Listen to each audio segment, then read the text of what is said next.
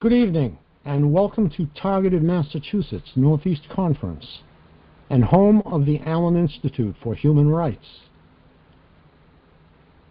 You may visit the Allen Institute at https://aihr.foundation. This is the only human rights organization of the community. My name is Frank Allen. I will be your host for the evening. The views and opinions that are expressed by our listeners are not necessarily the views of Targeted Massachusetts, the Allen Institute, nor myself. It is the goal of this conference to be a place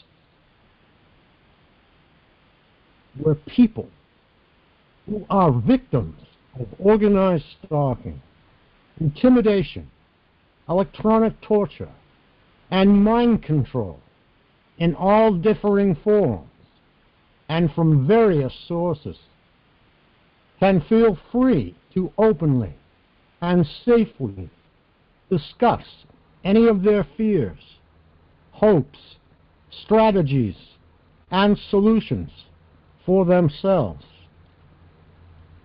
and to offer advice, support, and encouragement for one another. It is understood that some people may not always agree with one another. So let us start this conference with the willingness to agree to disagree, keeping in mind that it is more important to support one another than for us to always be correct. Amen. Thank you very much. Praise the Lord. So how is everybody this evening? Better now that I heard that. Excuse me? I said better now that I heard that. Okay, fantastic. Good evening, Ken. Good evening, Andrea. No news down here. Nothing. Kind of quiet for some reason. Well, we have an impending heat wave, I guess it is. Moreover, taking over the Southwest.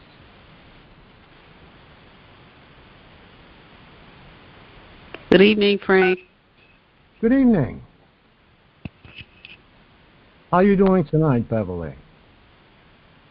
Hi, Terry. I'm doing good. I had to unmute. I'm doing fine. How are you doing tonight? Okay, doing very good. Good. Good. Looking forward to the call. Oh, I am looking forward to it myself. Great. I need it as bad as you do. What's happening in Florida? Oh, very well. As far as the weather is concerned, it's just no sunshine. Just like it's raining and cloudy, raining, and that's about it. Nothing much to, nothing much.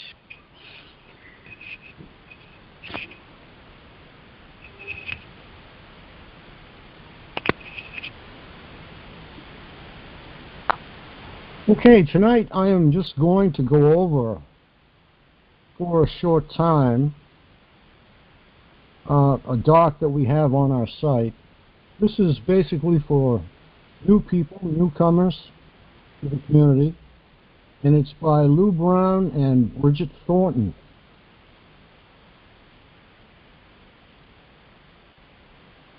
Violations and Continuing Research in Electromagnetic Weapons.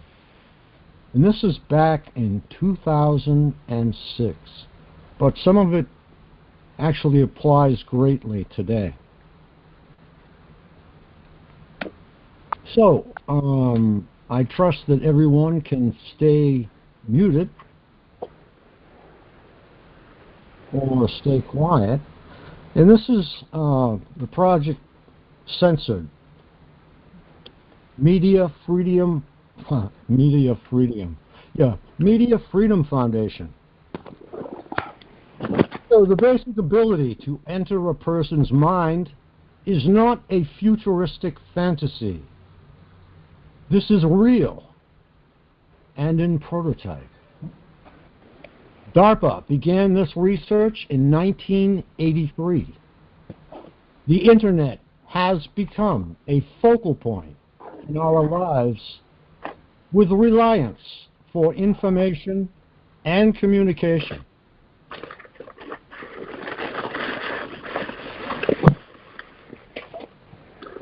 Hold on 1 second.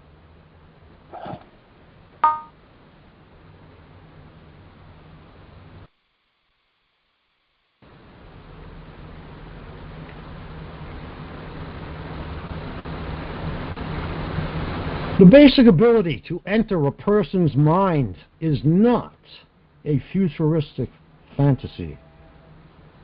This is real and in prototype. DARPA began this research in 1983. The Internet has become a focal point in our lives with reliance for information and communication. Our interaction and intimacy with computers is increasingly pervasive, as is our exposure to the field of augmented cognition. DARPA does not address the implications of such symbiosis or the dilemma of the extent to which a person can or should be manipulated. The use of this technology is used for military purposes, but it may not be long until it is used to improve the factory worker, prisoners, or the mentally ill. The implant, another realm of brain research, is the field of neural implants. Until recently, implants were a futuristic fantasy. Current advances in the private and military sectors have produced an implant that can allow a victim of a spinal cord injury to walk again, or give an amputee the ability to control her leg with her mind. In the private sector, cybernetics is leading the way to liberating some people from wheelchairs. This technology is a path to a more functional way of life, but it is also possible that the use of implants could be used against us. John Donahue, founder, chief scientific officer, and director of Cyberkinetics, addressed the issue of mind control and neural implants.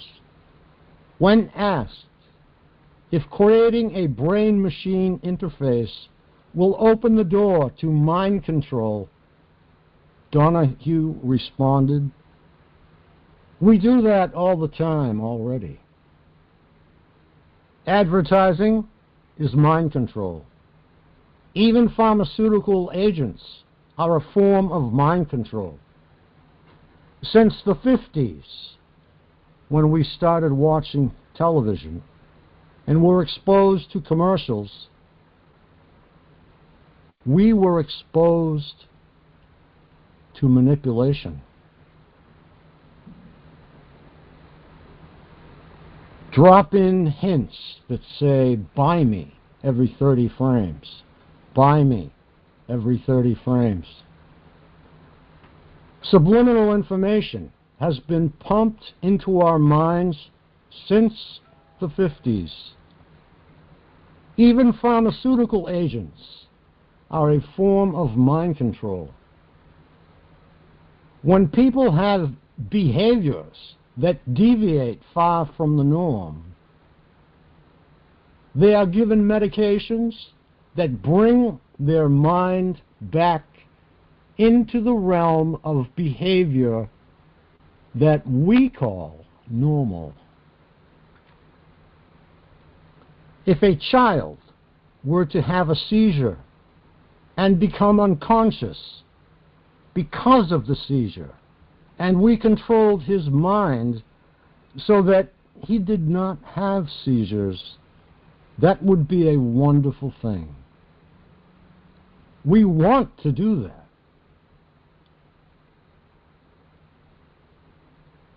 But this would go against world population control. Many scientists, philosophers, psychologists, and military analysts have written on the possibilities of accumulating information directly from the human brain, as well as controlling human beings for various governmental and militaristic purposes using the aforementioned technologies. What follows are excerpts from recent interviews conducted by the authors with notable experts focusing on the capabilities of United States EMF technologies and concerns about human rights and cognitive liberty. We contacted 22 experts in the fields of EMF technologies. Many would not comment. The following are quotes from 4 experts who were willing to publicly address the subject. Vladimir Nikolaevich Lopotin, director of the Republican Scientific Research Institute of Intellectual Property, Moscow.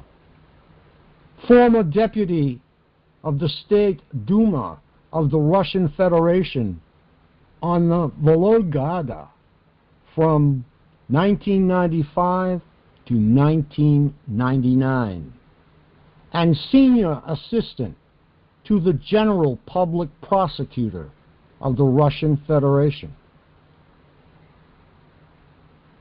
During the 1990s, Lopatin was an active, very active individual in the Russian Federation's banning of EMF technologies for military purposes. And if we look at today we see a much different picture.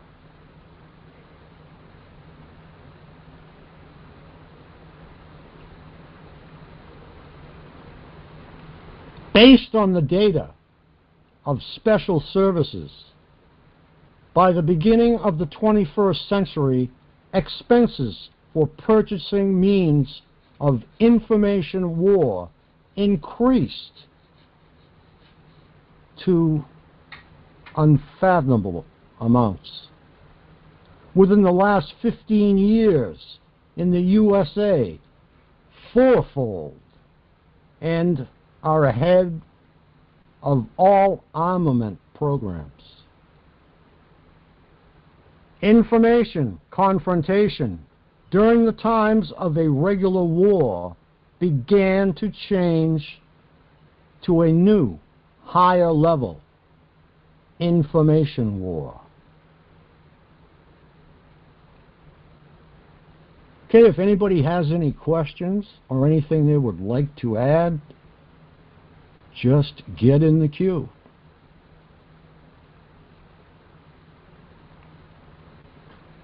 According to Article 6 of the federal law on weapons, as of July 30, 2001, on the territory of the Russian Federation, it is forbidden to circulate as means of civil and service weapons, weapons and other objects, destructive ability of which is based on the use of electromagnetic, light, heat, infrasound, and ultrasound radiation, and which have output parameters that exceed the amounts set by the state standards. The standards of the Russian Federation and norms of the federal body of executive power responsible for health care, and also mentioned above, weapons and objects manufactured outside of the territory of the Russian Federation. Carol Smith, British psychoanalyst, private practice in London, member of the College of Psychoanalysts and the Institute for Psychotherapy and Social Studies, and member of their ethics committee, asked if there are human rights concerns associated with these particular non-lethal weapons. Smith's implications of research on biological effects of millimeter waves, a review of the literature in Bioelectromagnetics, Volume 19, Issue 7, pages 393 through 413.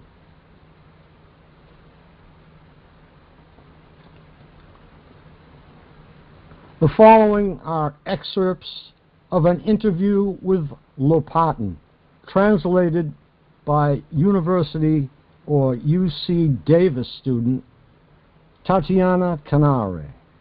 Answered, yes, it depends, though by what is meant by the wrong hands.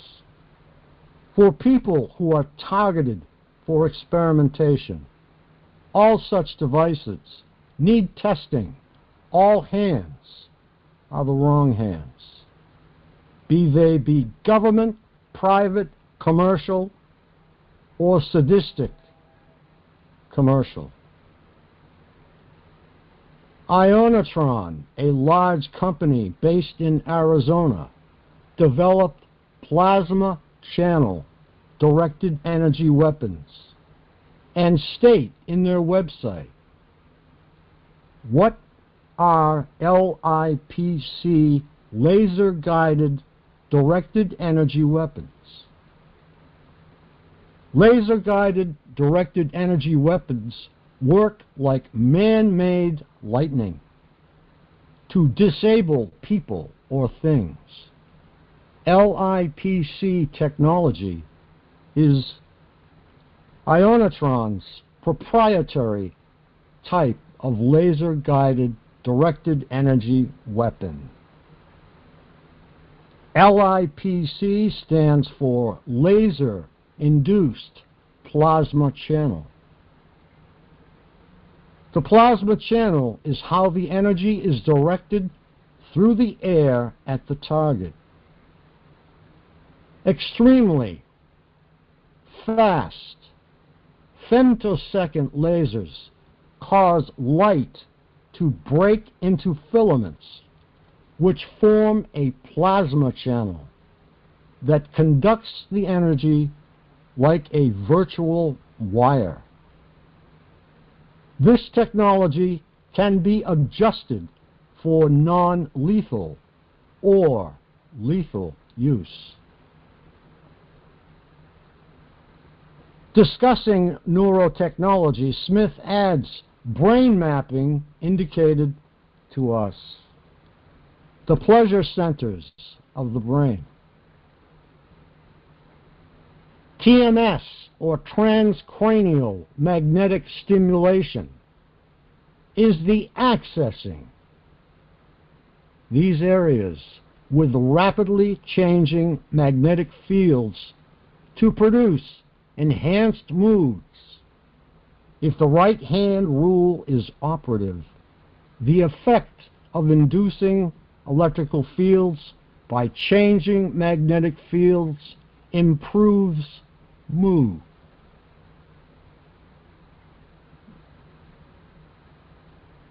Lenz's law, however, gives the direction of the induced electromotive force, EMF, resulting from electromagnetic induction. Thus, the EMF induced in an electric circuit always acts in such a direction that the current it drives around a closed circuit produces a magnetic field, which opposes the change in magnetic flux. In other words, it would be possible to create depression and a feeling of overwhelming hopelessness by the induction of a current into the electrical circuit of the brain, which opposed the change in magnetic flux. In 2004, the U.S. Air Force Directorate Controlled Effects gives a clear picture of objectives. The controlled effects long-term challenge focuses technology developments in three primary areas: measured global force projection looks at the exploitation of electromagnetic and other non-conventional force capabilities against facilities and against equipment to achieve strategic, tactical, and lethal and non-lethal force. This projection around the world. Controlled personnel effects investigates technologies to make selected adversaries think and act according to our needs. Dominant remote control seeks to control at a distance an enemy's vehicles, sensors, communications, and information systems, and manipulate them for military purposes. The S&T Planning Review Panel looked first at extending the applications of advanced military technologies, the ones currently under development, and then at new revolutionary technologies for their military significance.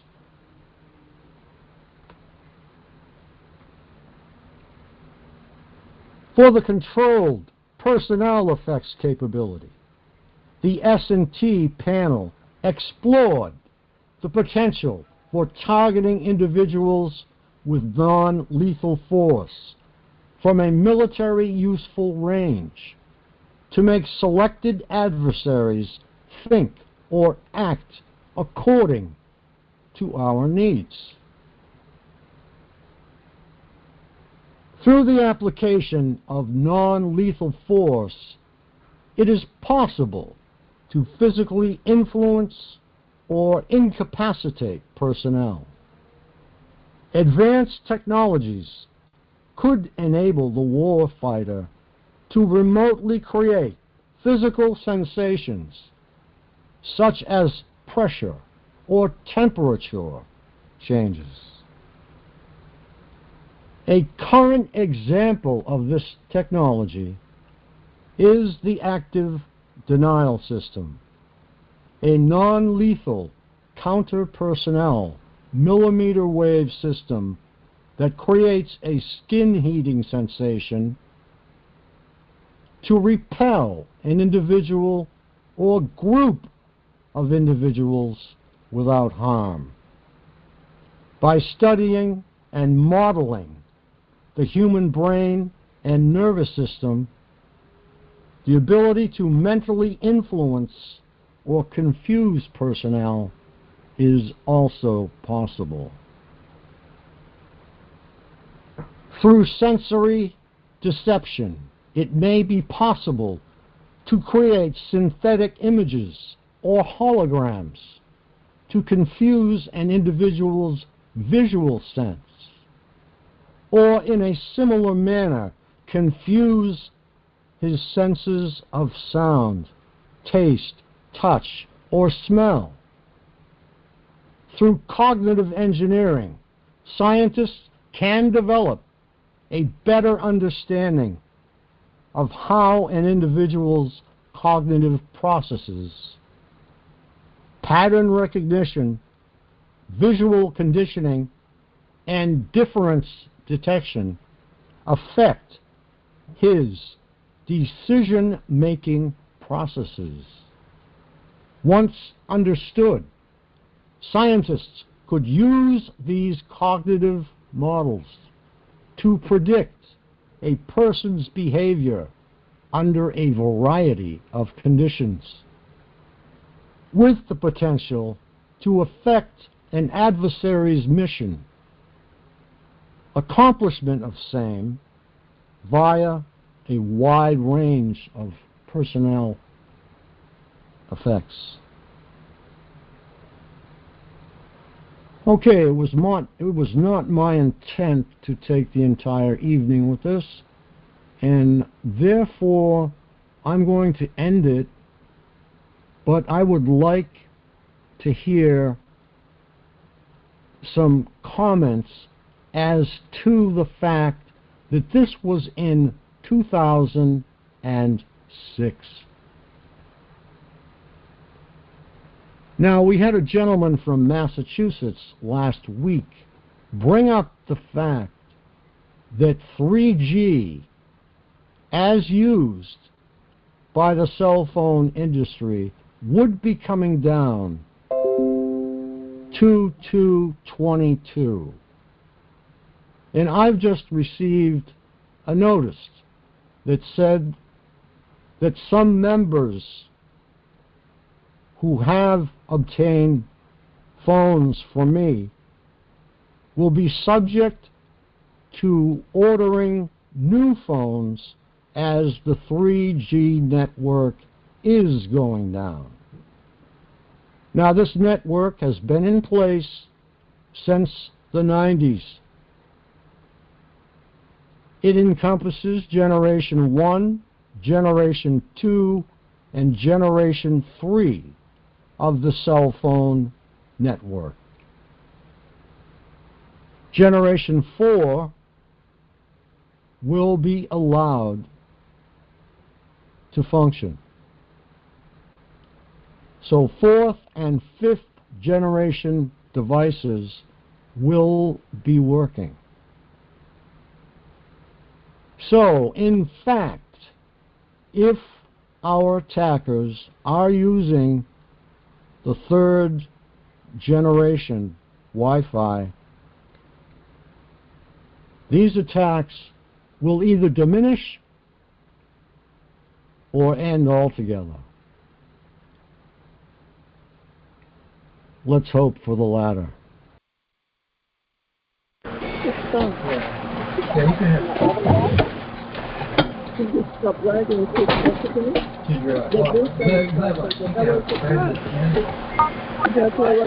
Brand new camp.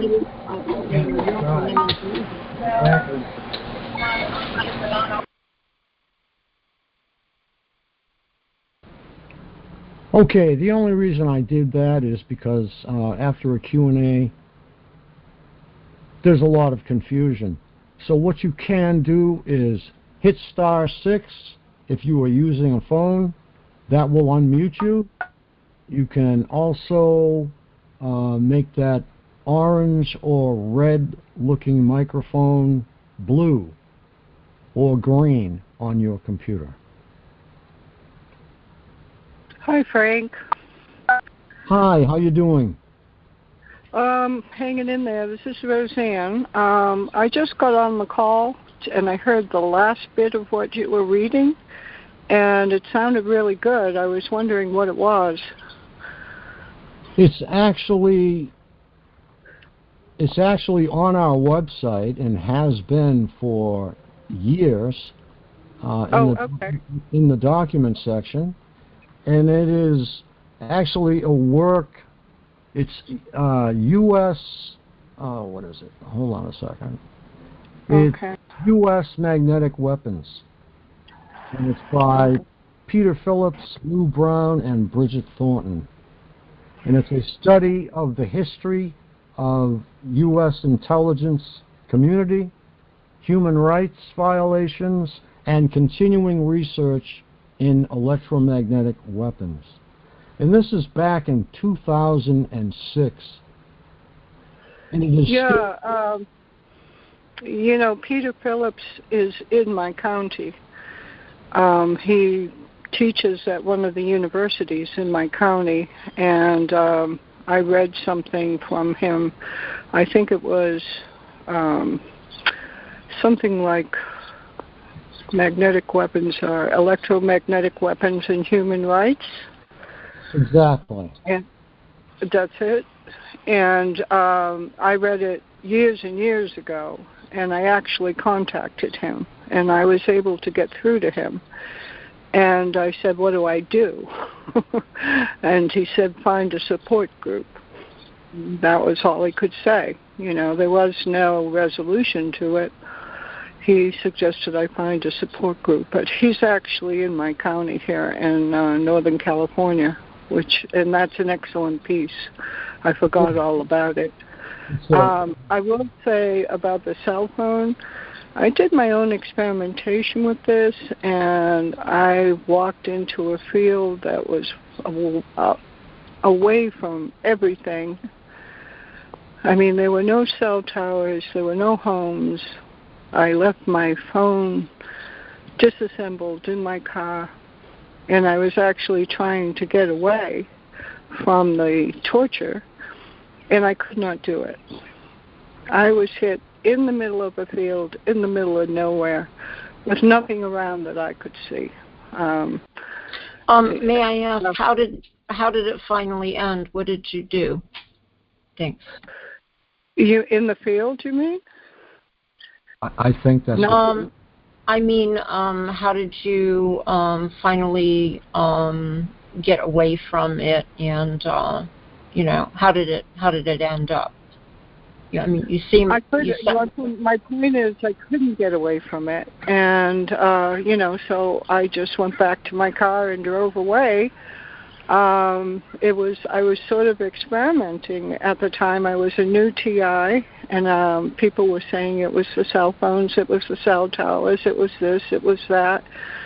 So I thought, well, if that's the case, I should be able to go out in the middle of nowhere.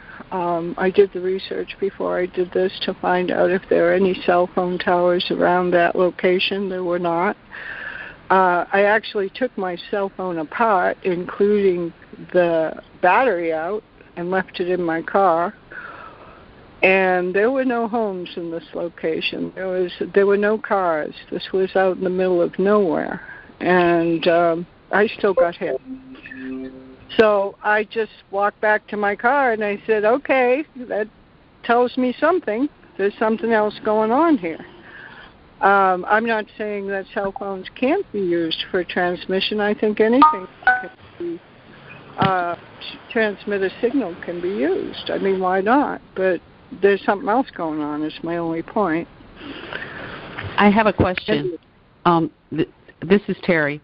Did you have anybody following you? Did you have the gang stalking going on when you were trying to get away? Not to my knowledge. I was heavily gang stalked at that time.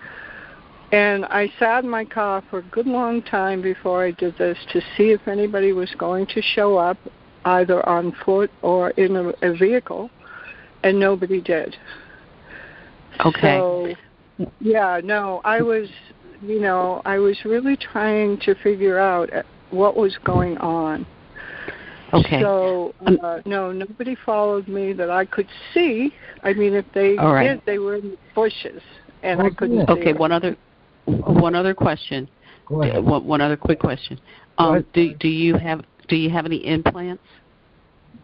I believe I do. My trouble started after I had surgery, and I actually had an MRI, a brain MRI, and it came up with a report of unspecified metal fragments in my brain.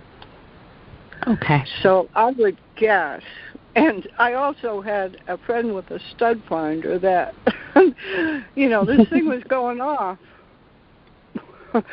And next to my ear, at the top of my head, he was going, "What the hell?" Yeah, the reason why I ask is because that they could be manipulated from a distance. You don't need to have anybody follow you. You don't need to. They could be manipulated to induce pain. So I know I've gone through it. So that's why I asked. Okay. Thank you. Sorry. Thank you. I have a question, Roseanne. Yeah. Were there any power lines nearby at all? Yes, there were, but a good distance away. I would say maybe a quarter of a mile away, I could see power lines. So, there was that, but they were not close. But I could see them from where I was. Okay, we have to remember, we don't know actually which way this technology went, but it started by Dr. Frey listening to radar. So, what I'm trying to say is this has been around since at least the 60s and 70s. And my good friend and partner on Monday nights says that this began in 1976. So, with that, there were no cell towers in 1976. So we have to see which way the technology went. Whether it went to PLC communication, which is power line communication, which would explain why we have so many problems in our homes, or did it go to satellite communication, which would include the cell tower? And did it stay within this country, or did it leave, and do we have attackers elsewhere? So those are a couple of questions, and thank you for answering my question, Roseanne. You're welcome. I have a comment on that. I'm sure you've watched, sorry for the noise. I have to be outside to get good phone reception. I'm sure you watched Jesse Ventura's Brain Invaders. And what I found very interesting about that is they noticed that there were clusters of targeted individuals around, what did they call them? Oh, God. They're playing with my brain. It was an old communication. Huh? Transformers or? No, they were. It was an old Cold War communication system. Gwen Towers. Thank you. I knew somebody would remember. They were Gwen Towers. And if you watch that again, they had a map of all the Gwen Towers in the United States. And then they had a map of all the reports of targeted individuals. And they put one over the other.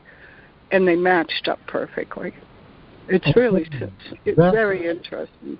It is very interesting, and unfortunately, the Gwyn Towers have been dismantled. There were a total of 58 either planned or set up around the country, and they were dismantled with the remaining amount of money that the Air Force had. The Coast Guard used them for a time. Well, you should watch Brain Invaders again, because what they said at that time, and this was 2 or 3 years ago, I think, was that they had been repurposed, and that the bottom of the Gwyn Towers had been sold to cell phone companies, whatever, but the tops they had retained for their use, they being the government. And they actually asked Robert Duncan, could this be, true? Could you be using the Gwyn Towers for this kind of abuse? And he said, yes, it does match up with the properties that would be necessary to be doing this. So take a look at that again, because they said they were still in use. That was 3 years ago. Maybe something's come up since then. I don't know. It's, Jesse Ventura does a pretty good job, or he did before he fled the country. That was his last show, by the way, and then he fled the country and lived off the grid in Mexico. They shut down his show after that episode. Right. I don't know if you knew that. Yeah. There are numerous references that I run into all the time to his shows, and I would recommend to anybody, especially who is brand new, to reach out to YouTube and see if they are banned or whether they're still there.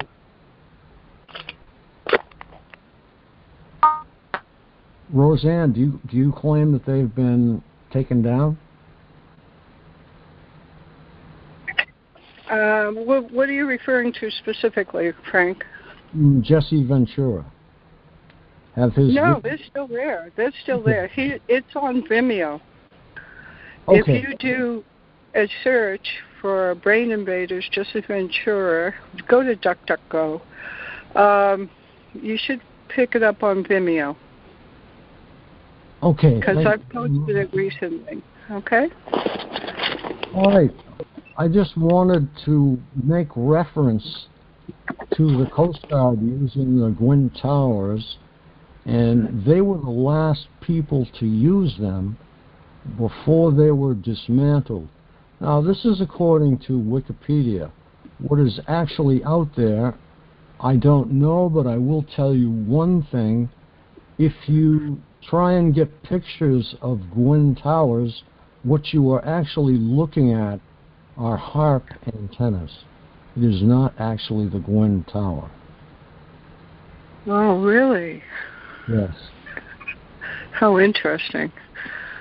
Well, I'm trying to figure it out like everybody else. But you're doing a fantastic job, and that's important information to come forward. The Gwyn Towers ran exclusively on ELF, which is extra low frequency or extremely low frequency.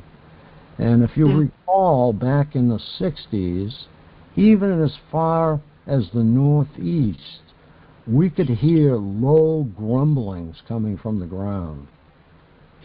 And the Gwyn system ran actually sending signals through the ground.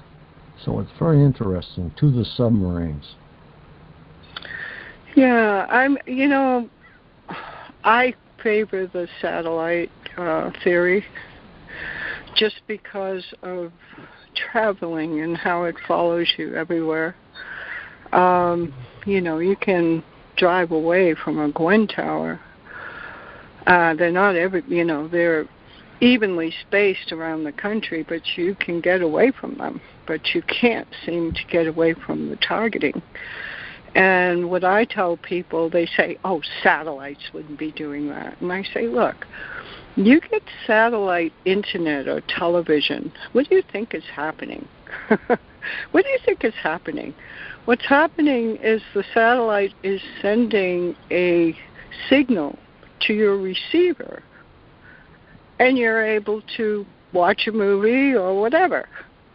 That's satellite TV. Okay? So in this case, the human brain or the human being is the receiver. I mean, what's the difference? If you believe in satellite TV or satellite internet, you have to realize that this is possible. You know, but people just look at me like, duh. You know. I sometimes think the whole country is mind-controlled not to believe this. You know? It's just so hard to wake people up. You know, and there's thousands. It's all over the internet. I mean, there's thousands, millions of references everywhere, and it's just incredible, the situation we're in. Anyways, thank you. I'm going to mute now and let someone else talk. Thanks for the conversation, Frank. Oh, thank you very much, Roseanne. You always bring great information. And now that we have opened the technological door once again, we can get some really great information on these conference calls. And it's fantastic to hear it. It really is. It says that of the 240 planned Gwyn Towers, and there were actually, as I said, only 58 were built. In 1994, a defense appropriations bill banned the funding of new Gwyn Tower construction. And a few months later, the Gwyn program was canceled by the Air Force. This is coming right from Wikipedia. The United States Coast Guard later outfitted a number of former Gwyn sites to house the National Differential GPS system. Now, if you would like information on this particular organization, you can go to our site and you will find it, I believe, on the first page, and it is called the Resilient Navigation and Timing Foundation, to which we are a member.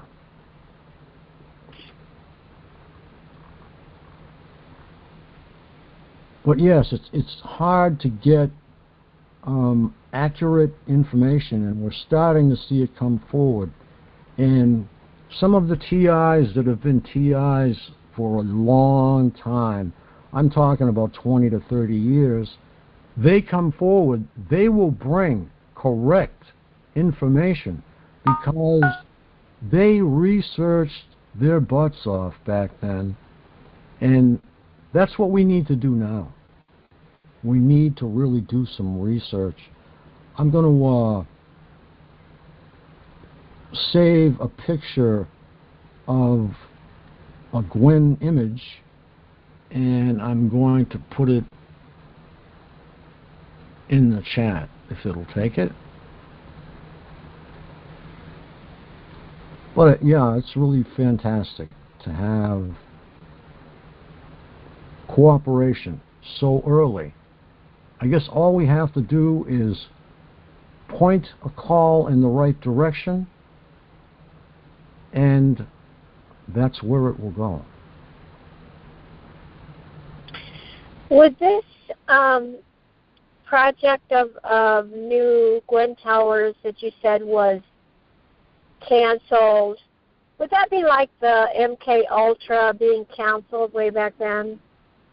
I wouldn't say so. You can get the information through a FOIA request about the Gwynn Towers, but you can save some time. It's called AN/URC-117 Ground Wave Emergency Network, which is No, I meant just because the official word is that it was canceled. Are you taking the official word at its word? I would like everyone to investigate that because I've already done it. Okay. It has been canceled. The Coast Guard took it over. The remainder of the funds, only 58 towers were constructed out of 240. So they stopped the program, and with the remainder of the funds, took them down. They are very ugly and hideous, and they are 200 miles apart. They are, let me see, 300 feet tall. So a Gwynn Tower would show up quite easily. So I'm not trying, if you find a Gwynn Tower that's functional, I'm the first person that's going to make that public information. I don't think they're functional, but they're still in Milwaukee, and I was there for the conspiracy theory filming, so I know exactly where they're located, and they're still there. What they did is, like Roseanne said, they're leasing out the bottom portion. They're disactivated, and they're keeping the tops, and from what I understand, it is for satellite. Okay, can you do me a favor? They were never a dish, by the way. Can you turn your volume down on your phone or stop using your speakerphone? Because you're coming in... I'm not using my speakerphone. I'll just go on mute. No, I'm interested in what you have to say.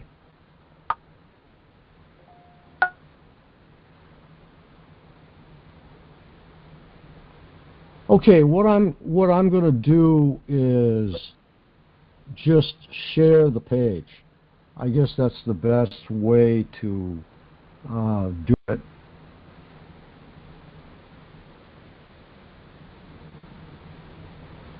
And those of you who can zoom in on it can read it. This is the information that's in Wikipedia. Now, what we need to do then is check this. See, it says right here, 240 planned. Of the 240 planned, only 58 were built in 1994. Now, the money was supposed to be spent to take them down, okay, the remaining funds. But there's a lot of information on Gwynn, and if you come up with a Gwynn Tower, like the woman just mentioned, and you're getting output from it, I'd love to have a picture of it, I'd love to have the location, and I'd love to lay Wikipedia out.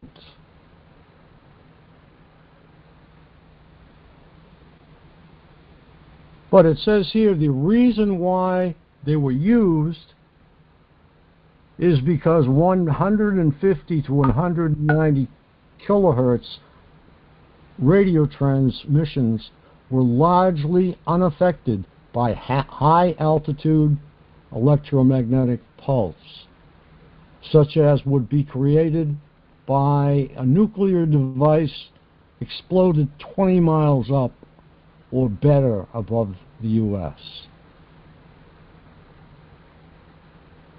So all the information's here. I will put the link in. It says termination right here.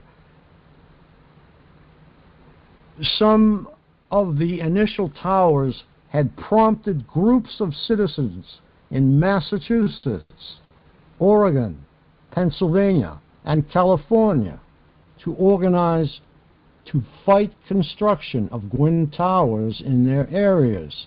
The groups believed that the presence of a Gwyn node would increase the community's strategic worth. And I would tend to agree with that, because they are 200 miles apart. But what the enemy would do is take out the main player, the main station, that actually took information in from these towers. I would think that would be NORAD. So, if you Google NORAD and Gwyn, you'll come up with some more information. But I love to see people research and come up with, yes, they are still being used, which we just heard, but I'd like to have a picture of it, and if somebody with a meter could visit the site and see if there are any emissions coming from it, that would be great. Because if there are, they would tend to overpower the lower frequency band of your spectrum analyzer. And I mean overpower. They weren't that hot, but oh yes they were. 2,000 and 3,000 watts. So they were very, very powerful. But again, they were directed down and not up. But there are many people who feel, I ask people all the time, where do you feel this attack coming from? Does it feel like it's coming from your feet, or does it feel like it's coming from your head? And I get many, many people saying that their feet are being burned. And that doesn't mean that exclusively coming from the ground, but I lean toward an aerial assault on us. And the reason actually Terry brought up, or Roseanne more accurately brought up, was it's the only logical conclusion for a seamless network. Now, if you hop in your car and you are used to traveling a lot, like I am, you will notice that your FM radio stations change as you go across the United States, or change as you take I-95 south from New England. But this doesn't change. It is seamless, timeless and seamless. It is always there. This is why people are astounded when they go to Europe. They still have the same perps. They still have the same targeting. They still have everything. Nothing has changed but their location. But I will say one thing. This will throw them off for a while, but not long. They will soon learn your new apartment or home. They will soon learn it, and they will find the areas best to attack you. But yes, that's great information, and I really enjoy hearing it.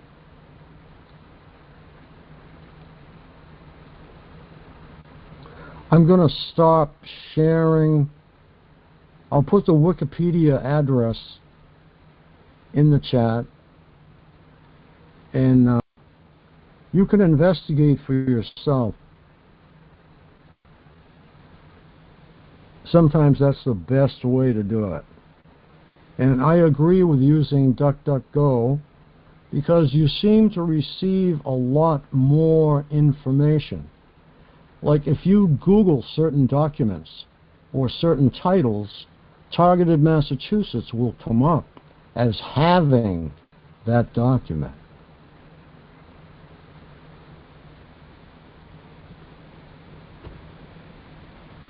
Okay, there's the Wikipedia address, and it's in the chat. And I hope I hope they're all up and running myself, because then we can actually proceed on them.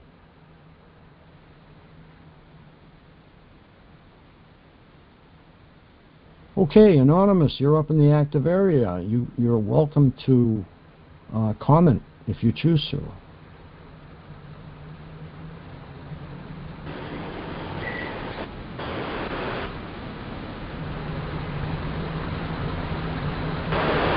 Oh, I Googled it, and everything I got was about, quote, conspiracy theories. Right, you will see mind control, Gwyn Towers. But if you actually research the Gwyn Tower itself, you will find the information about the mind control is old information, and they're not doing their homework.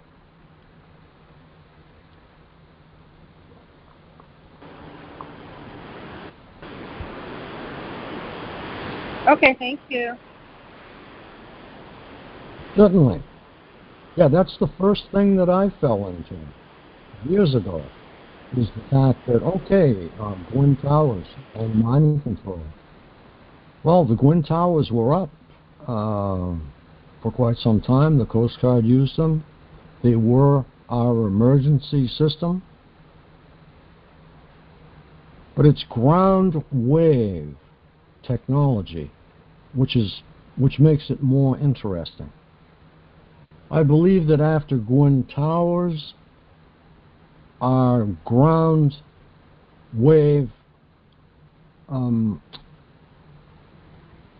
God, I can't think of the word. It is so ridiculous. Oh well, I'll get back to it.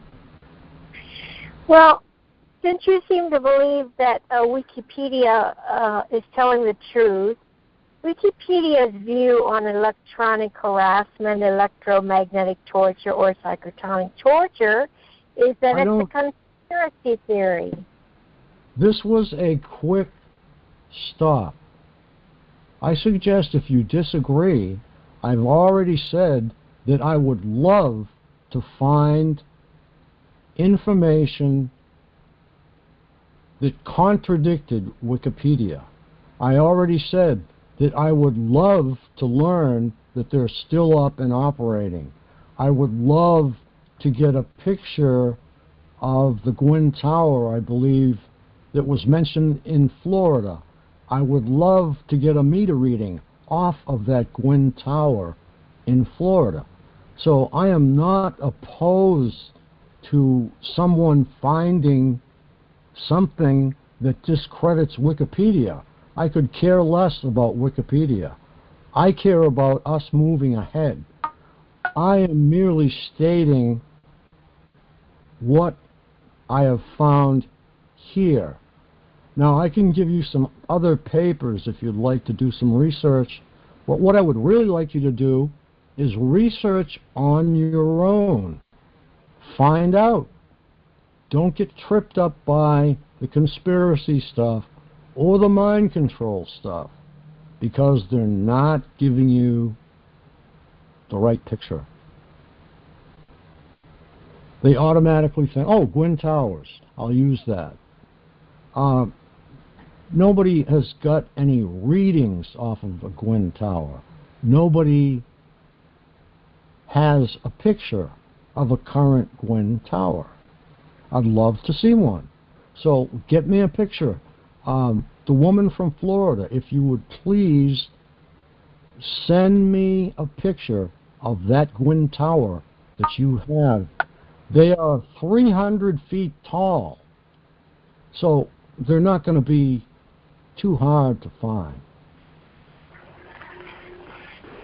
Do you know Lisa Becker? Or now I forgot her married name. She still lives in the Milwaukee area. Ask her. There's other people that still live in the Milwaukee area. Milwaukee, okay. Do we have anybody from Milwaukee? That's where we did the filming for the conspiracy theory. The Gwyn Towers were in Milwaukee. They're all over the place, every 200 miles. They're not just in Milwaukee, man. No, I'm talking about the conspiracy theory. I was on the show with my face blotted out, and it was me, Lisa, Debbie, and Paul, Professor Jen Shearer, and it was in Milwaukee. Okay, what year was that? 2011. And it took a year for it to air. Google my name, it will show it. Well, no, I'm not going to say my name over the air, but Derek knows me. Okay. Other people in the community know my real name.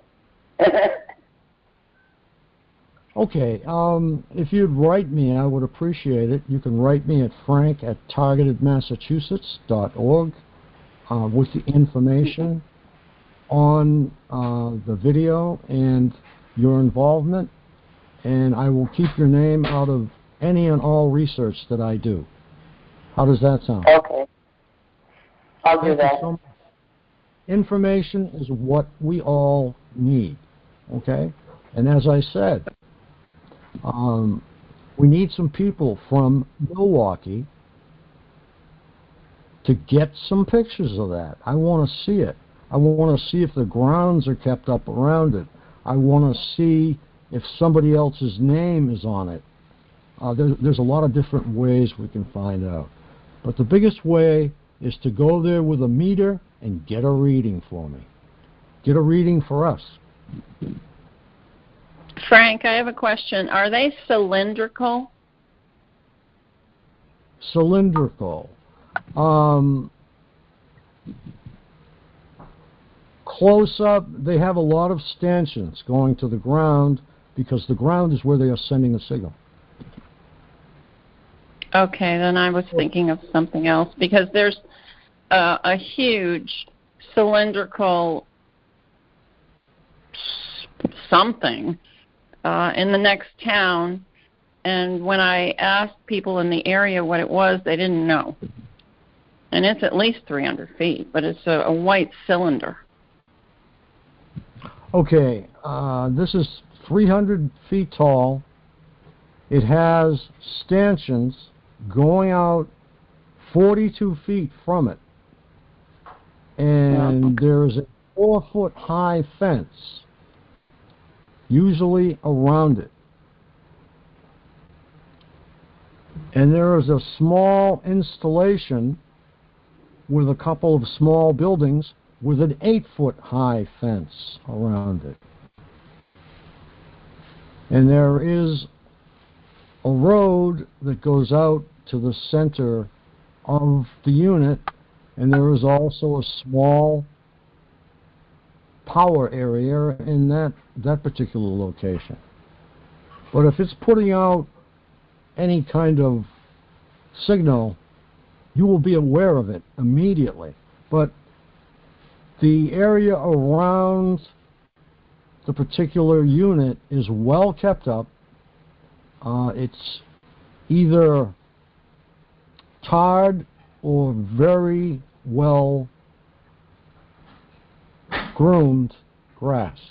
So if it's being used, it could be being used by a cell company by now.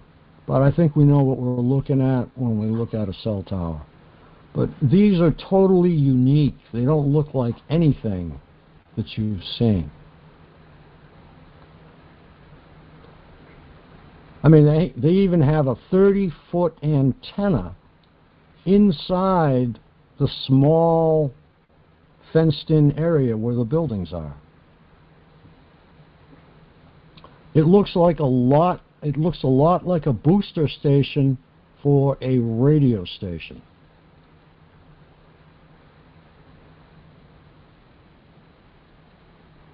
Because where I grew up, within the town, there was a WBZ booster station. And it looked a lot like this, except for there were 2 towers.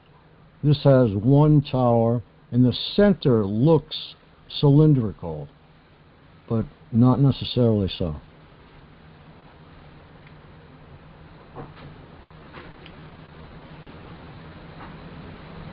I will stick a picture of this Gwyn Tower into the newsletter, which will be coming out Sunday at midnight.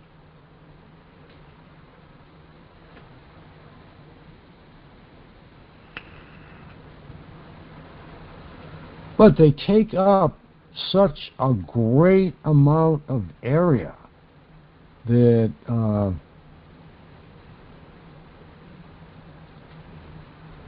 people were just fed up. So it's not 300 feet, it's 299 feet, which is close enough for me. The site area is 700 feet by 700 feet. Square. And then we have the site area itself, which is round. But look it up, do some research. Go ahead, Anonymous.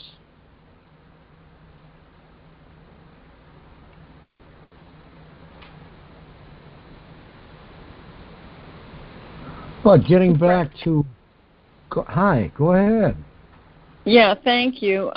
Yeah, that definitely is different than what I had seen. I had a question.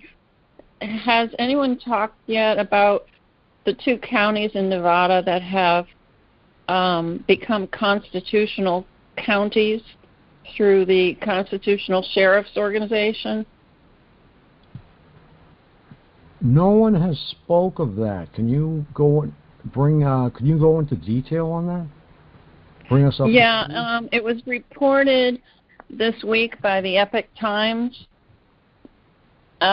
which is a newspaper, and Sheriff Mack, who I don't know if he's been on your show. He's been on a couple different shows.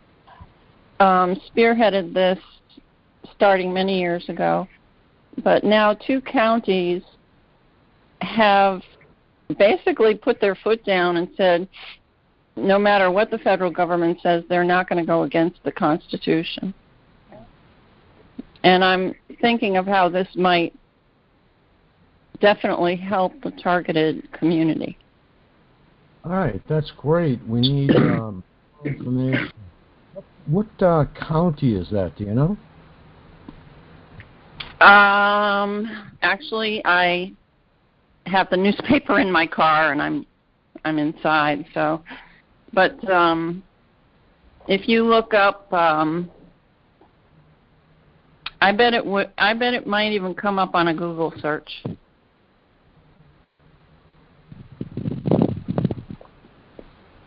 Okay, let me try that. I'll try just. What am I looking for now? Nevada counties constitutional sheriff. Maybe those words put together would bring something up. Okay, I just saw constitutional district. Okay. Nevada County Consult. All right.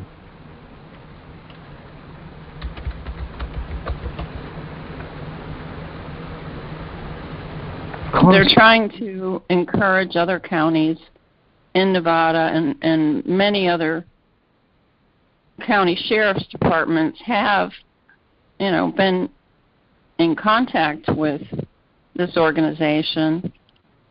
And what they're saying is this is the only way we're going to save our country, is if individual counties, the sheriff's departments, put their foot down and say they are not going to do anything against the Constitution. But these 2 counties went even further, and the county commissions instituted this. Okay, they have a web page. I just put it in the chat. It's 2 Nevada counties declare a constitutional course correction. And it's dated the 16th of June, 2021. So it is brand new, this website.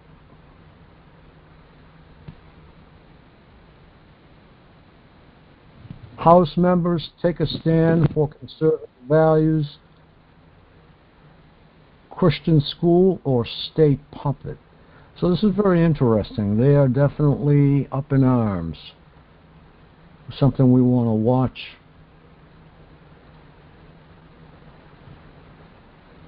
Yeah, if they're truly constitutional, they certainly would not be allowing targeting of citizens through a fusion center.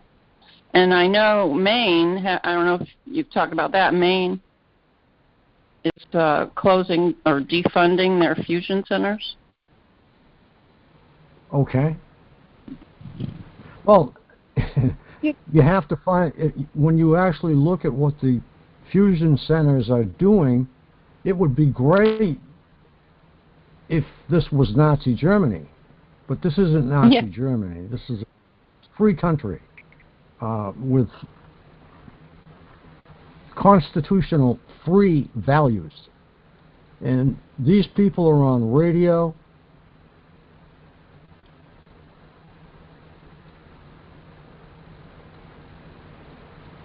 Washington Watch, broadcast archives, radio stations.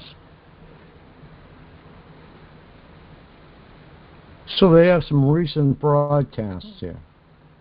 Well, that's definitely worth looking at. I'm about as constitutional as one person can get. Hi, Frank. This is Dana. Hi. How you doing? How are you? Good. Hey, I just want to interject. Go ahead. How are you? Good. Very good, thanks. Okay. Oh, good. Okay, so I used to live in Reno, Nevada, and that's an interesting article that I just looked up.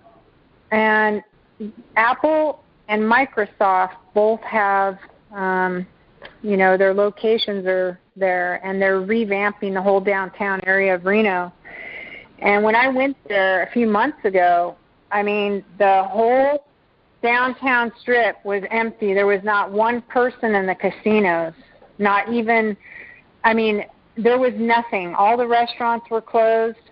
Everything is shutting down, and they're building there like these high-rise apartment complexes all over the place. And so, and they look like, they're not very attractive, I'll have to say that. But, Apple's there. They build prototypes in Reno, Nevada for robots. They have the robotics. They have Apple. They have Microsoft. And they have Area 51, which is a testing site for, aircrafts. So, and all kinds of experiments. So I wonder how that's going to go over with politicians in Nevada if they really think that they're going to get their constitutional rights back with all those powerhouses there in Nevada, Okay. Yeah, the article said that the governor had not responded, which didn't surprise me. Right, the casinos used to power Nevada. In other words, with, money. The casinos were Nevada, if you go to Las Vegas. So I don't understand that you found casinos empty. That's really something. No, it's getting bad. Like all the businesses in the downtown area, I went looking everywhere. I took about 4 days, and I went into the casino. The only thing that was open was a Starbucks coffee shop, but everything was shut down. Like, I don't know. I don't have a good feeling that the casinos are going to be resurrected and come back to life with big tech there, is my feeling.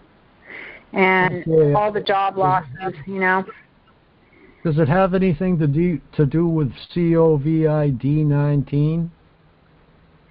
I think so, but they, when I went, everything was supposed to be open.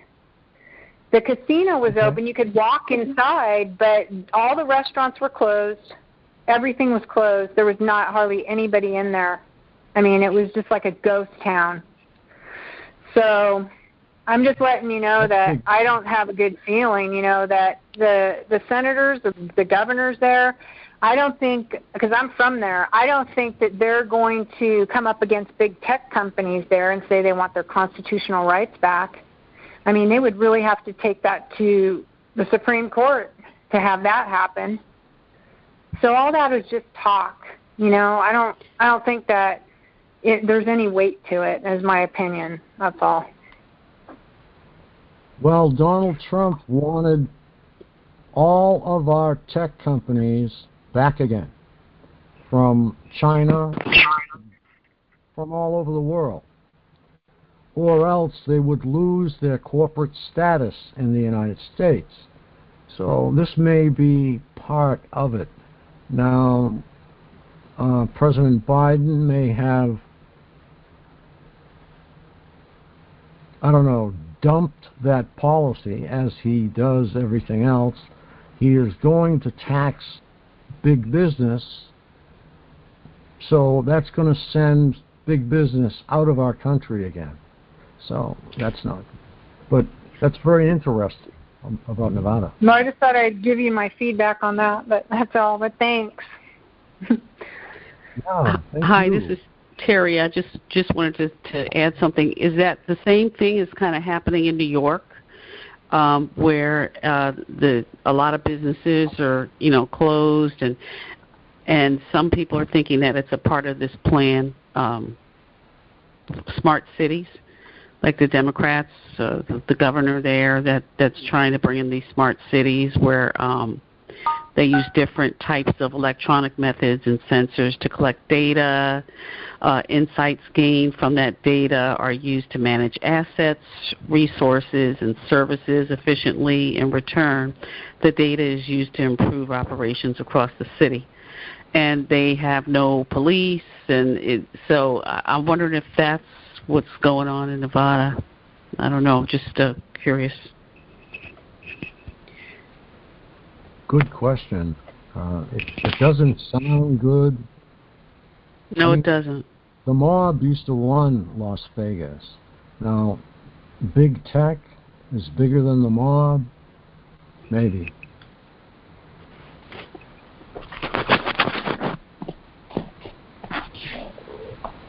I think the mob is probably the United States. That's just an opinion. It's my opinion only. I don't expect anybody to agree with that. But they used to run Las Vegas, and so maybe they have moved into big tech, who is earning them more money than the casinos. But they don't have to really invest too much into a casino. The casino makes money the instant. So that's very unusual. I think I will check into that. Thank you very much for the input on that.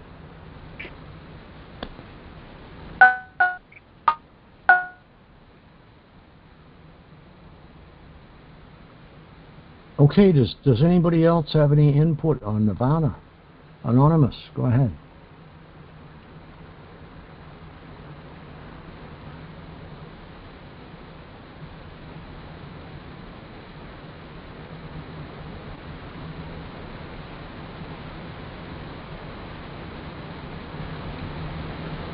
Okay, how about big tech? Big tech, if you've got Apple there, that's actually good for Nevada.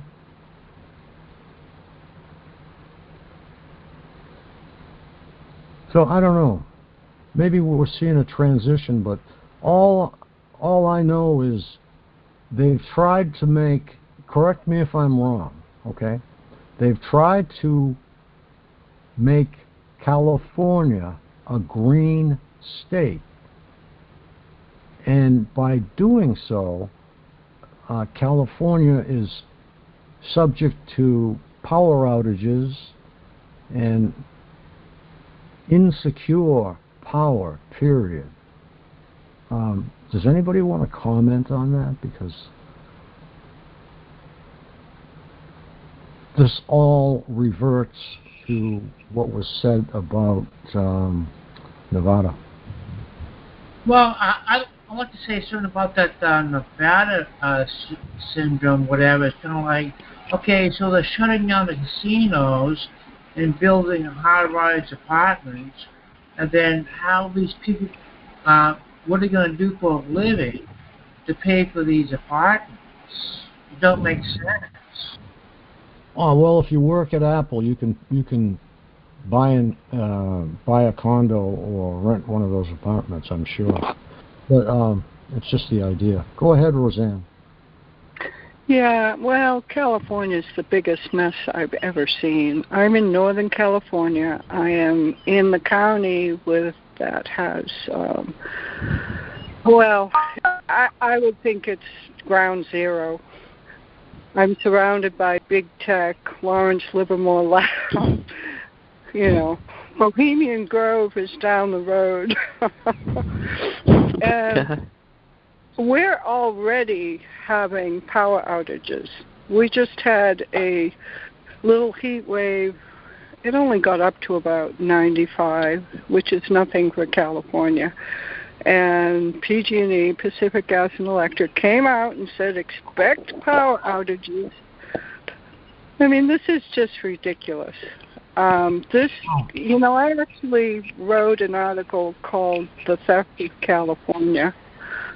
They just want everybody to move out, I think. I was going to just say that. Roseanne? Yeah, just let me interject. Hold on a second, Terry. Mm-hmm. Is it true that they have shut down nuclear power plants in California? That would have to be true. That's what I've heard. I don't know that, Frank. I don't know. But they are messing with the power. They're basically trying to take down what was here and substitute a new system, and I'm not knowledgeable about it. I'll say that straight up. We have two power companies running here. We had these horrific fires. I think I spoke to you at that time.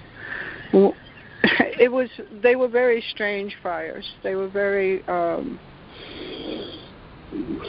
big, and they just vaporized all of the housing and left the forests standing. And they occurred next to the SMART train. And then there were such restrictions on rebuilding that people could not rebuild. Now apartment buildings are going in next to the SMART train. So at that time they blamed the existing power company, which is Pacific Gas and Electric, and they said it was faulty lines. You didn't, clear the trees around the lines, and they sued them for billions. But at the same time, they were trying to bring in something called Sonoma Clean Power. So it was a new system coming in, and the old system was miraculously being destroyed. So it was kind of interesting. And at the time that this was happening, I was so targeted that I was not paying attention. So I can't give you the specifics. I'm just saying what I know, but I don't know all of it. The interesting thing is, on the board of Pacific Gas and Electric was a Rothschild. I told you I'm down the road from Bohemian Grove. That's why they're not. Pardon? That's why they're not out of business. Well, he gave up his seat during all of this. He left. He got out of there. So there's something going on here with power. I wish I knew more. It hasn't been an area that I studied and researched. Another strange thing that happened, and this came from Deborah Tavares, and it's so strange. The county I'm in is full of Bohemian Grove on one side, and some of the biggest activists in the world live here. And Deborah Tavares is one of them. And she uncovered an email that I think it was generated from PG&E at the time that the Rothschilds had a stake in it. And it said that the experimentation that was about to happen in the desert, in Nevada or someplace, was going to instead happen in Sebastopol, California. The experimentation, and this, you could see the email. She published it, the header, everything, okay? So it looked legit. The experimentation was beaming energy from space. That's what the experimentation was. And I happen to live in Sebastopol, California. So this was big news, and she was publishing it all over the place. She was publishing it, to all the local forums and all that kind of stuff. So a whole lot of funny stuff's been happening in this county. That's all I can say. From the fires to the electrical, the power outages. Now they're like terrifying us. They're saying this is going to be the worst fire season ever. We can't guarantee electricity. California is disgusting right now. There's so many homeless and there's so much drug usage that it's outrageous. Last year, 700 people died from overdoses in San Francisco. This is one of the most beautiful cities in the world, and it's been destroyed. And, of course, that's Pelosi territory, okay? So, my personal feeling is someone else wants California. They want us gone. They're trying to chase us out. I'm getting these headlines every day saying, you're going to burn.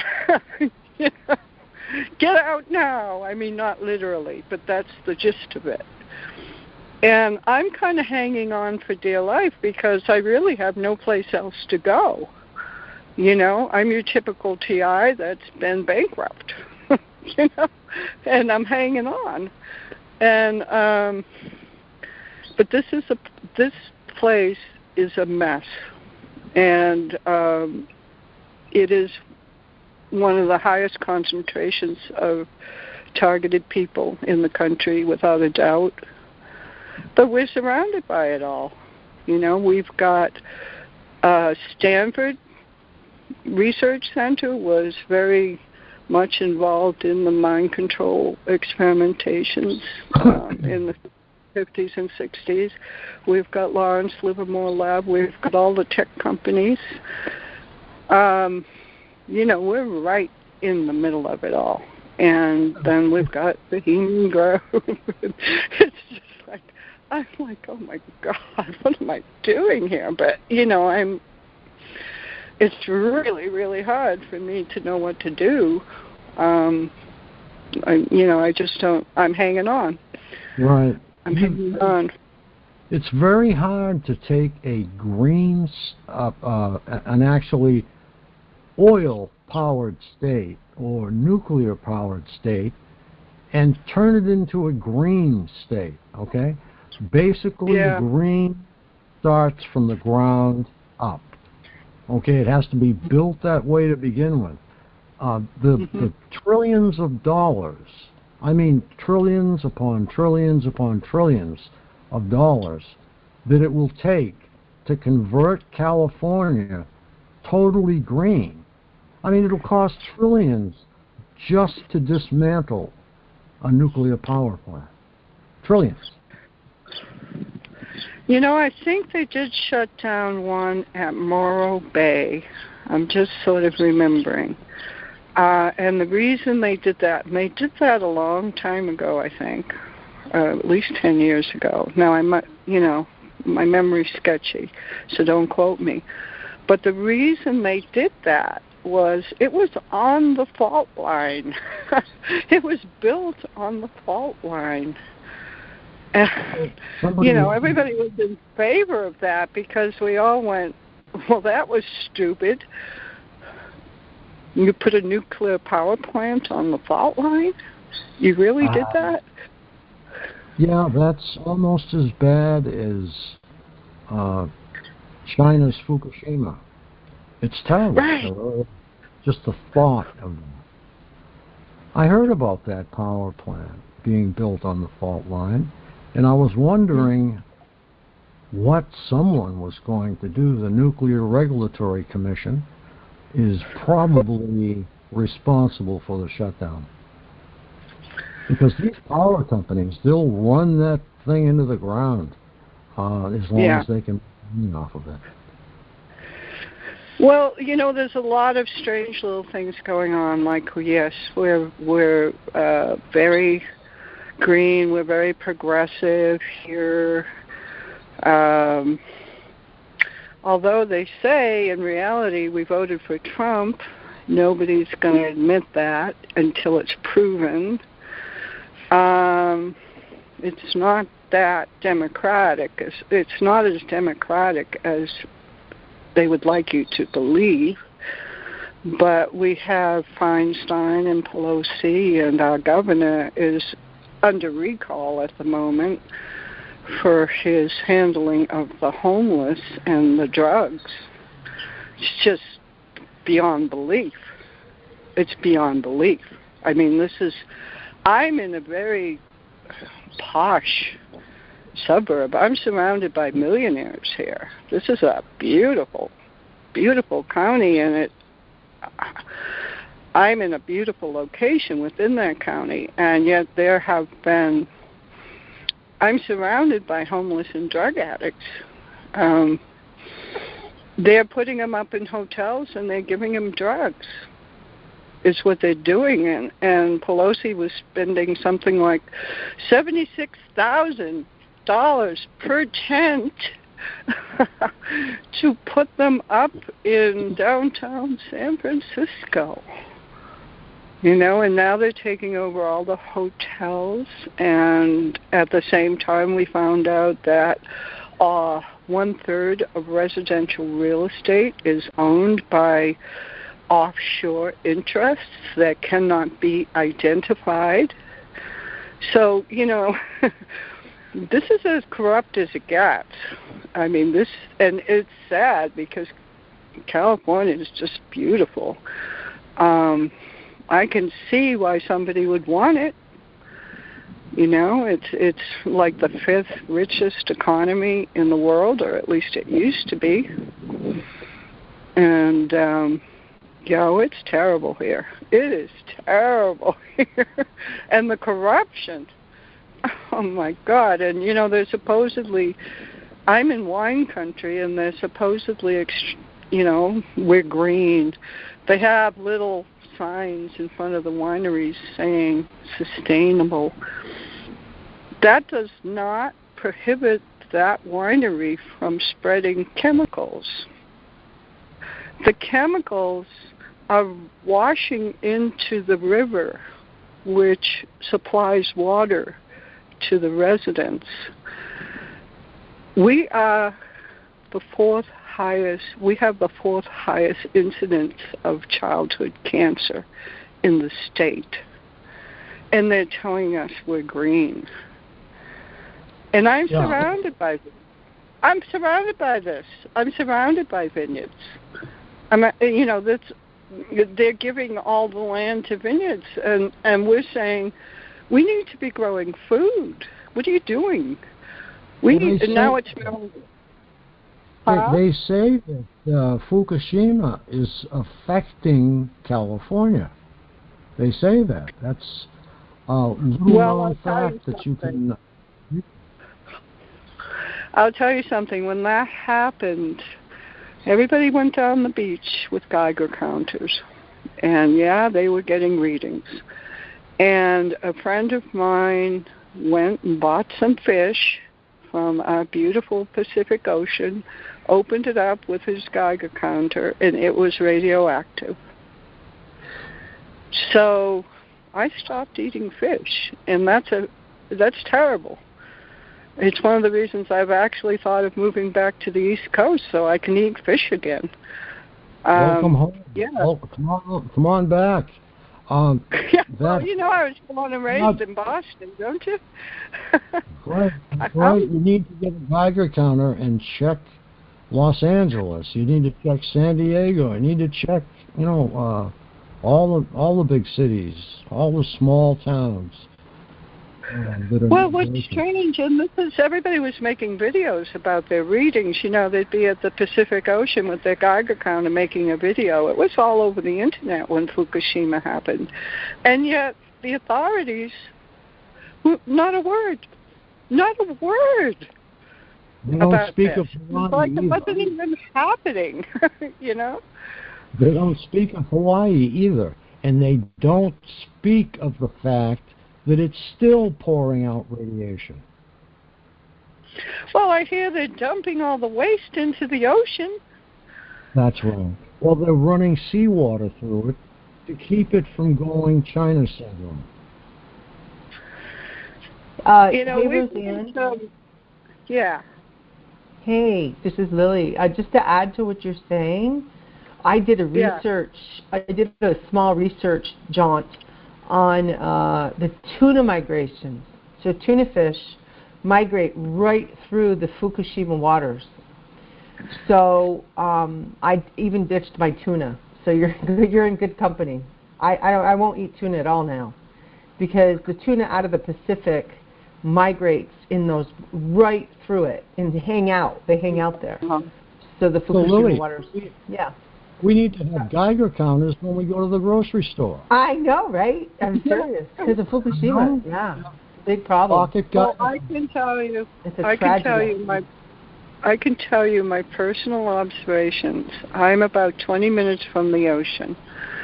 And I used to go out there before I was targeted, and they destroyed 2 cars, and, now I can't drive. I used to go out there all the time just to relax and look at the natural beauty. It's absolutely gorgeous out there.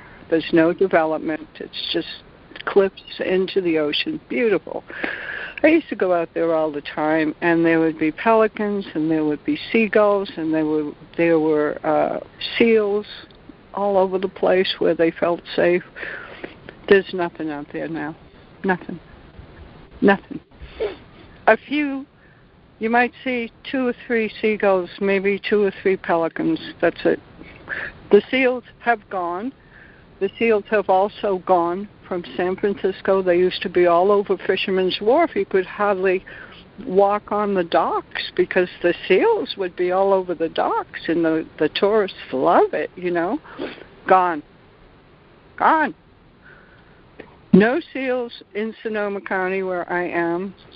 A few birds. That's it. And I went out there a couple of times, and, friends took me out. They felt sorry for me. And I just cried. And I said, you know what? I don't want to come back. I'm not coming back out here again. Because it is so different from what I remember. And I could say that for the whole county. The wildlife. I'm in the middle of an apple orchard, and I used to have all these critters. I used to have deer. I used to have raccoons. I used to have skunks. I had possums. I loved it. I was an animal rescuer, so I would put out a hunting camera to try to find animals that were lost, and I would come up with all these pictures of all of the wildlife. There's nothing here now. Nothing. It's dead. It's dead. Well, and I don't know if that's just because they're targeting this property so nobody can take that kind of frequency abuse. They've all run away, to get away from that, or what? Roseanne, come home. Come back to, you know what you'll find? When you get on the highway, you don't need a bug screen because the bugs have been all taken out by 5G. There's no bugs. There's no bugs. There's not even any bees. No bees. You got to really Well, look at it. I'm kind of looking at the East Coast again because my family's getting older and I want to see them before they pop off. But I'm looking up in New Hampshire, and to afford anything as a TI, I'm going to have to go up into northern New Hampshire, which is almost on the Canadian border. I'm going to freeze my butt off. I've been living in California for 40 years. I'm telling you, get out of there while you can. I've got friends there that are rooted there, and I try to tell them, get out of there, because that Fukushima, and it's bad news. Thousands of gallons of seawater are pumped through the Fukushima plants. There's 2 reactors or 3 reactors that they pump thousands of gallons of seawater through, and they don't tell you that. Everybody in Hawaii should get the hell out of there. Excuse my English. Yeah, it's just money, Frank. It's like, I've been taken down thoroughly. So I'm able to exist in one place. I work. I have Social Security. I'm over 65 now. But I'm not the way I used to be. They took care of all of that. They got all the money out of the bank. They got all the investments. They got all the property. They got everything. How? They did. How'd they get it? Yeah. False business? Banking fund. Couple of natural disasters which hit myself and my husband very hard. Fire? Bad fire. They burnt down my house. The latest thing, and this has happened to 4 people I know, and be careful of this, people. If you're sharing your home or you have rentals, non-paying tenants that don't leave. And you can go through a legal eviction, but it's going to take you 3 months to get them out of there. Take you a year. Then, well, if you're lucky, in California, it's going to take 3 months. But in the meantime, they're also destroying your property. And I know 4 people, myself included,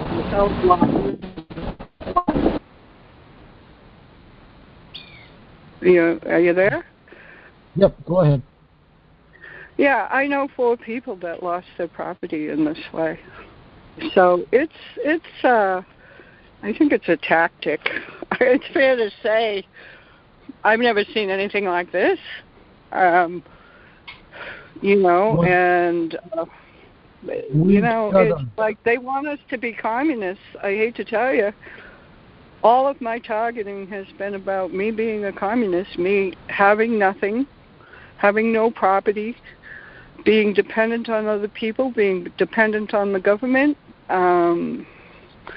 I've been given messages all the time that Trump's bad, America's bad, we're the reason that the planet is being destroyed. This is what my targeting was about, and I've been very vocal about this. They're trying to turn me into a communist, whether I like it or not, and one thing we have to do is get rid of the plastic, go back to glass. They're already starting paper bags here in Massachusetts. We need to go back to glass bottles. Yeah. No, sure. There's this theory. I don't know how old you are, but I'm a baby boomer, and the younger generation likes to blame us for destroying the planet. And when I was a kid, we had glass bottles. We walked to the store or took our bicycles. Life was very different. We did not have all of this. We had a third of the population of the U.S., too. What's that? You're breaking up. We had about a third of the population of the U.S. Right. Okay, I'm gonna mute. No, don't mute. Well, Roseanne, if she's still listening. I don't know if she heard that Governor Newsom was voted the top real estate agent for 2020 because he caused the most Californians to sell their homes, cash out, and leave the state. If he was voted what? The top real estate agent for 2020. Oh my God. Yeah. Oh my gosh. Well, we're trying to recall him. Yeah. No, people are fleeing California, and I actually think it's a plan. I can't wait to see who moves in. I really do. I wonder if it's going to be the CCP, to tell you the truth. I'm wondering who's going to move in. I'm going to watch. Because, go ahead. No, I was just going to say we had a multi-million-dollar home that they were auctioning off because they didn't want to be near Pilgrim 2 or Pilgrim 1. I can't remember which. But nuclear power, unfortunately, we have moved into, and we should gradually move away from it. And I think we should go below and use the magma that's there to generate steam. I mean, people have tried it. It works. Mm-hmm. But it's free, so nobody wants to do it. Yeah, I don't know what the solution is. I'd have to spend a lot of time looking at all the options and, really, I have, my focus has been on solving the TI slavery. Right. Because I don't particularly enjoy being enslaved. Right. For that all my time goes there. I've written 2 books. I have a blog. I do a lot behind the scenes. I'm actually trying to get some legal help for us right now. I'm always doing something in that regard, but that until I'm free, this is my focus. Right. Mine too. Is just, yeah. Who can live like this? And I think we're the lead group, they're coming right out and saying they want to put chips in your brain and connect you to a computer.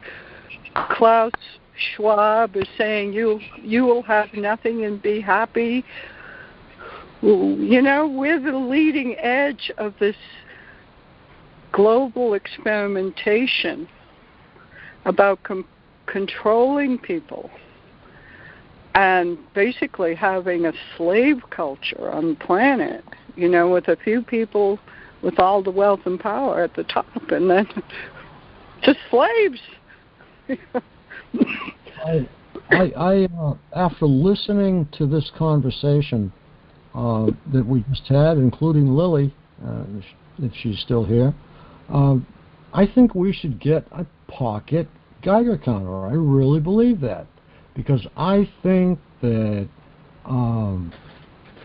there's tuna out here too, and I'm not sure of their migratory path, but there's tuna everywhere, and I don't know.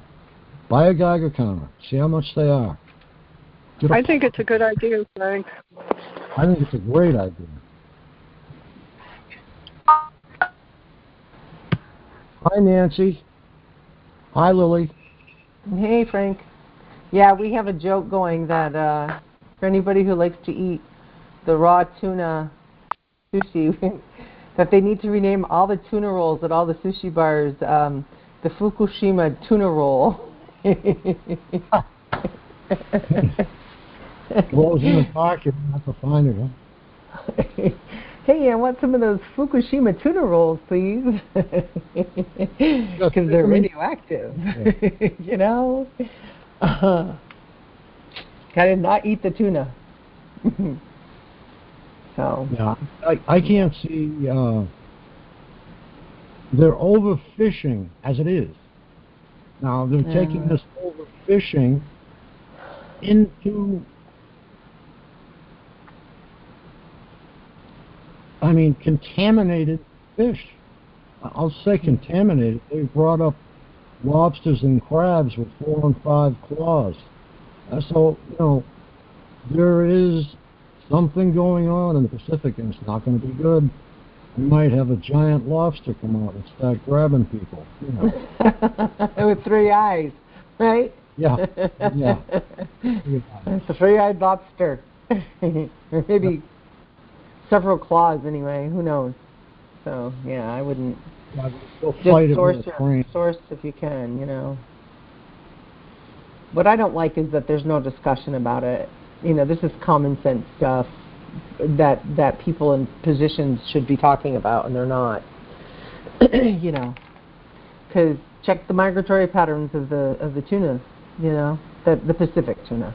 So. Yeah, pretty soon China's not going to want the U.S. China's going to Japan. Actually, the Fukushima was Japan, I think, right? Oh no, China wants the U.S. They say that they want the U.S. because they have a population that can fill the U.S. Well, yeah, I don't want to get into the political part of it, but I see what I try to do with all of those issues, all those well-spoken issues by Roseanne, all the social issues that we face, all of the disasters everywhere. I take a step back and I try to look at the big picture of what they're trying to do. What really is going on here? Okay, everybody's manipulating everything else. Why? What's the core of the issues? We're being targeted and tortured for data information from our brains. Where does it go? What's really going on with that data? What are they trying to learn from our minds that they want to copy us? And what are they going to use it for? Examine all of those things. And when that kind. If you take the first level is retail stores. They want to mine data on you so they can find out what you like. Even today, if I go to a site and look at a product, I'll see that particular product come up 4 or 5 sites later somewhere else in an ad. They follow you around. They want to mine data from you so they can learn what you want to buy. That's the low level. Then we come up a level. What do they want it for? I think they want data sets. Personally, data sets that they can add to the AI. Because an AI is only as good as the data set that it has. Go ahead, Lily. Oh no, I'm listening. Just listening. Sorry, I didn't mean to clear my throat. Oh no, I was through right there, and. Oh, okay. Well, yeah. I think that's partly right. I think the commercial aspect of things eventually are going to affect all of this. But with all the reading that we do and all the research, and I don't know, when you take that big step back and you look at what other governments are going through too, it gets kind of interesting. And I think we talked about this last week or the week before, that when you really take a look at Russia and you take a look at China and you go back to the 70s, the hardline communists, the big guys in Russia, started to take a back seat to Gorbachev. Remember Gorbachev with Reagan? And then you saw the wall fall in Germany. And then you saw, this progression of a watering, or whatever you want to call it, watering down of communism. That was a really interesting thing to start happening, because the communist regimes started to topple. You had the Iron Curtain fall. You had all of those, the Baltic states and everybody, plus you had the horrors going on in Kosovo. Excuse me, if you remember all the, the different factions that were going on there. And then you had the sad tragedy of Yugoslavia, the beautiful, do you remember the Olympic Village in Yugoslavia. It's right on the tip of my tongue. But I remember seeing the Olympics being held there, and it was so picturesque. I mean, it was beautiful that the year the Olympics were held there, those Winter Olympics, and those towns during that war were obliterated, you know. But anyways, that was with the fall of communism's grip, if you will. So what happened? Well, they decided to shift more towards capitalistic ideologies, right? They decided they're going to open up to more capitalistic steerage within their the Russian whatever, all of what was left of Russia after they restacked it. As Lark says, communitarianism. Okay, well, kind of, because what ended up happening, though, was they developed an oligarchy, in a sense. All of a sudden, because these open markets started happening in Russia, primarily in the 90s, you know, over time they started opening up. All of a sudden, people were billionaires by, 2000s, you know, in Russia? I mean, they really started amping up, and these businesses developed. Okay, so now we've got Russia covered. I also kind of saw the same thing happen in China. They opened up to capitalism. They eased some of their restrictions. Now they've amped up other things, you know. But so then you're wondering, okay, what's going on here? Now you look at the rest of Europe. You look at their countries and what are they doing, and you kind of see some comparisons starting, right? Well, look at those countries; they're doing really well, and when it comes to certain pockets of things, you could consider it socialist. They offer free health insurance. They offer free education. Those are the two big ones that are really chatted about in this country, like because families are absolutely decimated by any kind of medical disaster when they're uninsured. That's a fact. You lose your home because big business is so embedded with the insurance issues, right? All the health insurance. And I don't know about you, but I know a lot of people who've had their lives broken and devastated because of health insurance issues, including my parents had a big problem with that. But anyway, so I had a sick sibling. So, and my father, they lost everything. Anyway, so with these issues, all of a sudden now you see what's happening to the American government. Well, you're seeing it lose its status in the eyes of the country. In the rest of the developed world. How do we know this? Well, the slogan Trump used was "Make America Great Again," right? So obviously something's going on in the eyes of the people, of the American people. Now, what are we seeing changing in our structure of our capitalistic society? We're seeing an increase in socialist-flavored issues, and we're seeing more control. We're seeing, you know, Roseanne's discussing California sales. I know what she meant by properties are being purchased. I heard a lot by the Chinese, actually, in some areas. But so you have this really strange watering down of the capitalistic ideology to become more capitalist, and then you have the most extreme of the capitalist countries, America, becoming more social. And what I see happening, the big picture looks like everything's becoming kind of balanced out, or I don't like the word homogenized, but you're starting to see, okay, they're going to phase out the communistic strongholds in these areas, and then whatever, as far as global trade goes. So now you're seeing all this global trade, you're seeing all the jobs leave the superpower. So the United States has been the superpower on the block, Anglo-America, because it started from where? England, and gave birth to America 300 years ago. So we've always been bridged, if you will, with England, because England was a superpower for hundreds of years. And then, obviously, with all the empires and all the colonies they built all over the world.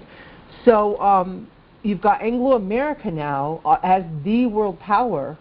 And in 1945, the United Nations was chartered, okay, after the League of Nations died out. So the League of Nations dies out, and then there's a new surge for this United Nations. So I think it was Eisenhower or Truman. I can't remember, one of them. So they were a real big push for the UN. Okay, and so you've got this whole ideology started with the UN, and you should really look at their ideology, because a lot of what we're involved in is we're in the middle of this not only a spiritual war, was what some of us call it, but we're in the middle of an ideology war too. So they have big ambitions, right? The United Nations has ginormous ambitions. Well, guess what? They're never going to achieve what they want to achieve as long as all of industrialized world has the governments we have. They have to do this crap covertly. They'll never achieve what they want to achieve on the books, by the laws, by the people, never. Because what they want to do is change. And they want to their plan was to do it very slowly. But if you remember, back in the 80s, all the scientists and all the environmentalists got together, and I don't know when the doomsday clock was devised, okay, but they started this fervor. There was a panic starting about the environment. Now, I don't want to get into the whole ideology or the idea of it being a conspiracy in the environment, because it's obvious they're dumping, patches of plastic in the Pacific. It's obvious we've got garbage patches, we've got beached whales from sonar, we've got dead bees from 4 and 3 and 5G, migratory patterns. We've got, all the environmental disasters, right? Yeah? If you look at the Gulf Stream, the Gulf Stream is a mass of plastic. Plastic. It's just so. Sometimes I think they're putting those. I swear. Okay. So here's the thing. So you see all this environmental shift, right? So you've got this fervor building up. I remember. I have a photographic memory. So I remember watching these scientists on the news, freaking out, banging their figurative drum that nobody was listening to them, that the world is not going to be habitable by human beings within 100 years or whatever, if by this point, they called it the tipping point, they don't change the carbon issue because of global greenhouses, the greenhouse effect, and etc. Remember the catchwords they started to use? And then all of a sudden you saw a shift in the lingo that we started using, the language that we started communicating with, words such as sustainable. Permitting became animalistic in every town, everywhere. I mean, I'm a paralegal. I've worked in offices before. I don't do that right now. I'm doing other work because of the targeting. But I have worked in offices, and the permitting process that I used to do, as a paralegal, I do the grunt work for lawyers.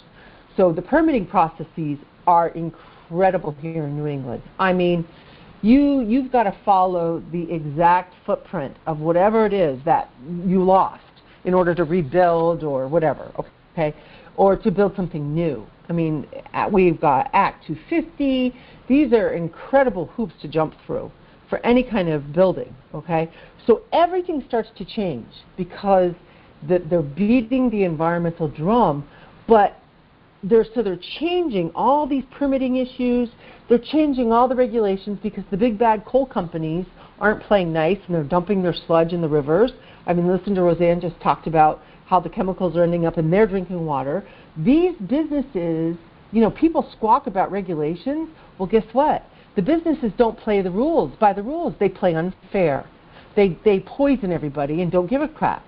So at what point does capitalism not serve us if they're just going to break the rules and do anything to make a buck, including dumping pesticides by the gallons in your food, fluoride in the water? We can go on and on and on, and that is done for capitalism. Now, don't misunderstand me. I believe in a free market and all those things. I don't. But what I don't like is that everybody is such a craphead for not being considerate of their fellow man and the environment, right? That's where it falls apart.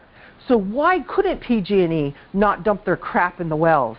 Why is it that they can't maintain their trees if that's what's really going on? Why is it that the coal companies of yonder year why did they have to poison everybody and dump their sludge in the rivers? You know what I mean?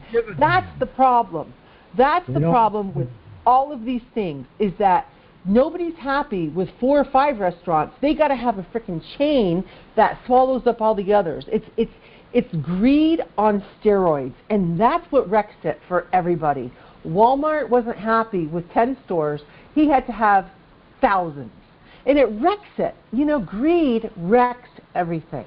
So that's a whole nother side note. But my point is, all of this, they want to rectify with the United Nations.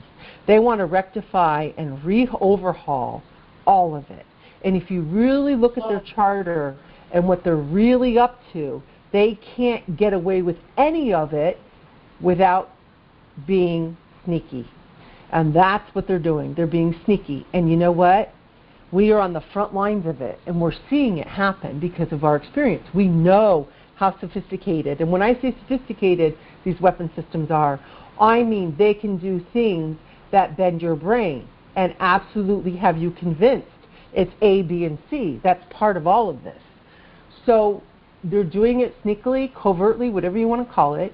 We're on the front lines of it, and you know, it's why are they doing it, really? What is this really all about? Why are they abusing people on this level with torture? And it has to do with these... Huh? See if you can get some questions. I'm going to grab another pot of coffee. I'm going to leave the calm with... Hey, well, I will speak up. They are abusing people. I'm here. Hi. I'm drinking a spiked seltzer. Hi. Well, hi. Yes, they certainly are abusing people, and you know, I know that. And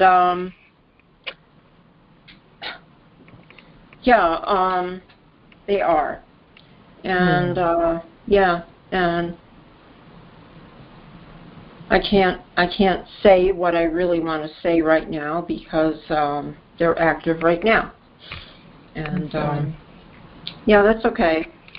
But yes, they are abusing people, and I I appreciate very much being able to listen. And I will have something to say in a little while. I'm going to have some tea. Good. And it's good to hear you, Lily. Oh, thanks. Yeah, I know. I just, I yammer on, but if you guys ever want to interrupt me, interrupt me. I try to keep it all in perspective, objectively, even though I'm embroiled in it. Because I have a question to ask you. When they get they get an acceleration going on you, let's just leave it at that. If you don't have anything to take to quote unquote calm you down, what do you do? Are there some good calming exercises or something? I'm trying to still develop that part of me again, because it was gone. Wanting my ambition. We'll call it ambition, right? So when I'm hit like that and it's bad, I take CBD oil, and it helps. I just missed that. What kind of oil? CBD oil. Oh, how much? Yeah. How much? I take 20 milligrams a day. So I purchase it from a little company that grows it organically, and I've tried other brands, but I really like this brand. It's organic. It's all organic, and so they grow organic hemp. It happens to be grown in Vermont, but that's not why I buy it. It's a coincidence, but I've tried other companies, and so I take the soft gels, and it's affordable and organic. Well, it's affordable for CBD anyway. And how about hemp oil, Lily? Does hemp oil? That is hemp oil. Oh, CBD wow. Okay. CBD is hemp oil, so there's no THC in it. There's you don't get stoned at all. It just helps for some reason. It takes the anxiety away, and like profoundly. And I really does it do it in a relatively like a fairly quick amount of time? Yes. Oh. And so I did a handful of things that after I learned what was happening to my life, even though it was the beginning of understanding it, I did some simple things. Oh, I apologize for that. I did some really simple things that changed my life. And it had to do with it ended up having to do with being targeted and not knowing what to do. And so I fooled around with stuff. I fooled around with vitamins. Well, I didn't say fool around. It really improved. So the electrolytes fixed my heart issue. It fixed the palpitations. It fixed my body's general weakness, which contributed to my feeling like a noodle all the time. I started taking CBD oil, and I started shielding. So those things together helped improve things. It didn't change the targeting. It didn't stop the V2K, but it neutered some of their power over me, and it helped improve my life. That combination of things. So intense vitamin therapy, the addition of CBD oil, trying to eat better, so no carbs. I'm doing keto, and then the shielding stuff. So I have a shielding list for anybody who wants it. Reminder, you're always welcome to email me at my email address that's on the list here. Whenever you see my name speaking, my email should be there. Please feel free to email me for the list of shielding things that I've tried that I stand by as improving the situation, but not stopping the targeting. So that's why I sound clearer. I was almost unable to speak at times. Okay, that's how bad my targeting was. It would ebb and flow. Okay? I see. Yeah, you've overcome that by the sounds. How long I did with those things, though. It took work, and here's the thing. As soon as I recognized that this was a computer being operated by government intelligence agencies, it changed my psychological perspective of how I viewed it.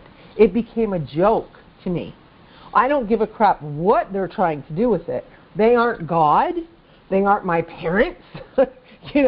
They're, in other words, no matter what kind of, whatever they were trying to convince me of, whatever they were trying to show me or direct me or beat me down with, shut me up, torture me.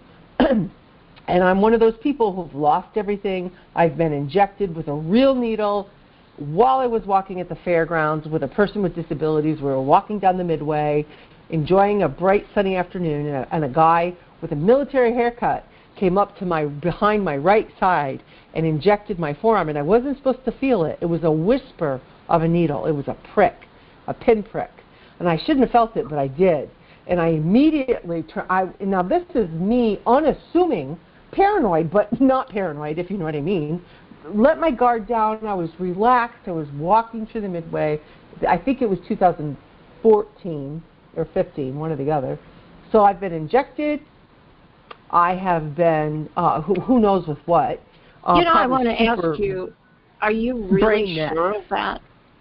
Are you really sure of that? Yes. You know why? You know why I know? Because I can still, when I go to refer to that event, I can remember the feeling right where he picked me. Wow. So if I didn't, I can still, you know how you remember things? I remember it. Now, had I not been able to refer to that area on my arm, it's right exactly where I'm pointing right now, and I saw him. I actually saw the guy. I went, hey, like that, and he turned his head, and I got his peripheral. I could actually identify him in a lineup, I think. And he had a salt and pepper military haircut. And when I go, hey, like that, and I kind of lunged, that's when he turned his head to check me out how close I was to, him, if I was pursuing him. So he only gave me a peripheral over the shoulder glance. So I really only got his profile, but I have a photographic memory, so I could probably pick them out, you know. So I've had it all. I've had the gamut this is 28 years now. I've been gang stalked. I've been harassed. I've been pushed around. I have been yelled at in public by people you would consider perpetrators. I've been in dangerous situations. I've had my brain blown out with what I consider a targeted lobotomy, and I recovered partly, mostly, I should say. I think I grew new networks. You know, this was right early on. The targeting early on for me was fetal position, was fetal position level of targeting for years. It leveled me. But I slowly got out of it. I don't even know how. And they walloped me every 2 to 3 years with something that was profound. And then in between, I had the small things happen. So how did I get better? Well, I'm not fully better. I'm much clearer. I'm much more articulate. I do run on. That's part of my brain training or whatever, you know. But you got to interrupt me. I don't mind. You know, so I attribute my doing well, or at least better than I was, to a lot of prayer, a lot of singing, a lot of vitamins, so on and so forth, you know, and researching it, and then totally going, wow, you mean people are doing this with a computer system?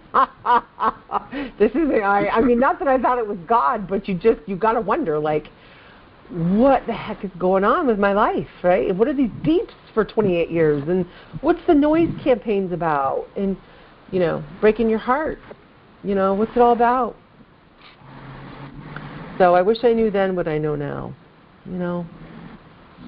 But one day at a time. Yeah, it's a learning experience. We have so much yet to learn. Yeah. We have a lot of things to work on.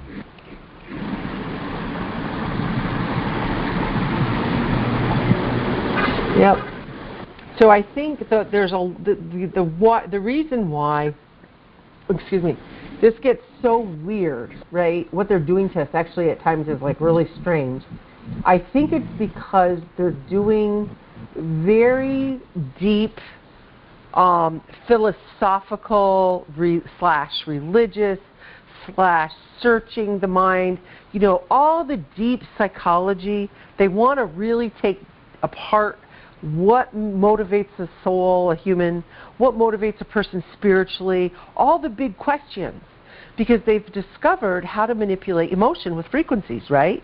They can make you feel this, they can make you smell that, they can make you go here, they can make you stop going there, they can put you to sleep, they can make you energetic and anxious. I mean, all of these things. This is enormous power over an individual, and to add to it, they can now do this remotely. They can do this from vast distances, okay, by bouncing this technology off the ionosphere with ionospheric heaters and all this complicated technology that takes 3 to 5 PhDs to understand, and they don't need to have you implanted. You can be magnetic. You have a natural magnetic frequency that is unique to you. So they can tag you with this electronic magnetic frequencies, right? And they can piggyback. Just imagine your brain. People go, well, how do they do it? How do they do it? Well, how does your cell phone ring? Imagine your brain is very similar to a cell phone. You have your own unique phone number in your brain, okay, your brain print, and you have the same type of electricity, right? You have electricity keeping your body alive, so they can tap into that. And they can do it through very sophisticated ways, which were actually quite simple many, many years ago, and they just improved it over time. And they don't need implants. And they can not, when they force you to speak and they force you to talk, they're matching your brain waves with the words you speak. So then they can figure out what the computer records, all the linguistics trainings that they put you through all these stress positions, the torture positions, and the words, all about linguistics, okay? Now they've got your words all recorded so that when you don't speak and you think the words that they have recorded, they know what you're thinking because they can read your brain patterns. And then it decides, now this is how sophisticated it is. This is a computer system, and I bring up, well, what do they do with all that information from our brains, right? What do they really want to know from our mind that they're recording? Well, it turns out it wants this supercomputer system that we're attached to, and that's what you're attached to for sure, is learning and copying you so the AI can learn how to think and act and feel and judge humans, basically.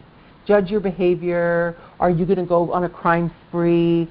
Are you going to do this later, right? It's going to lend itself to all these political issues, to control people, to whatever it is. The sky's the limit with these guys.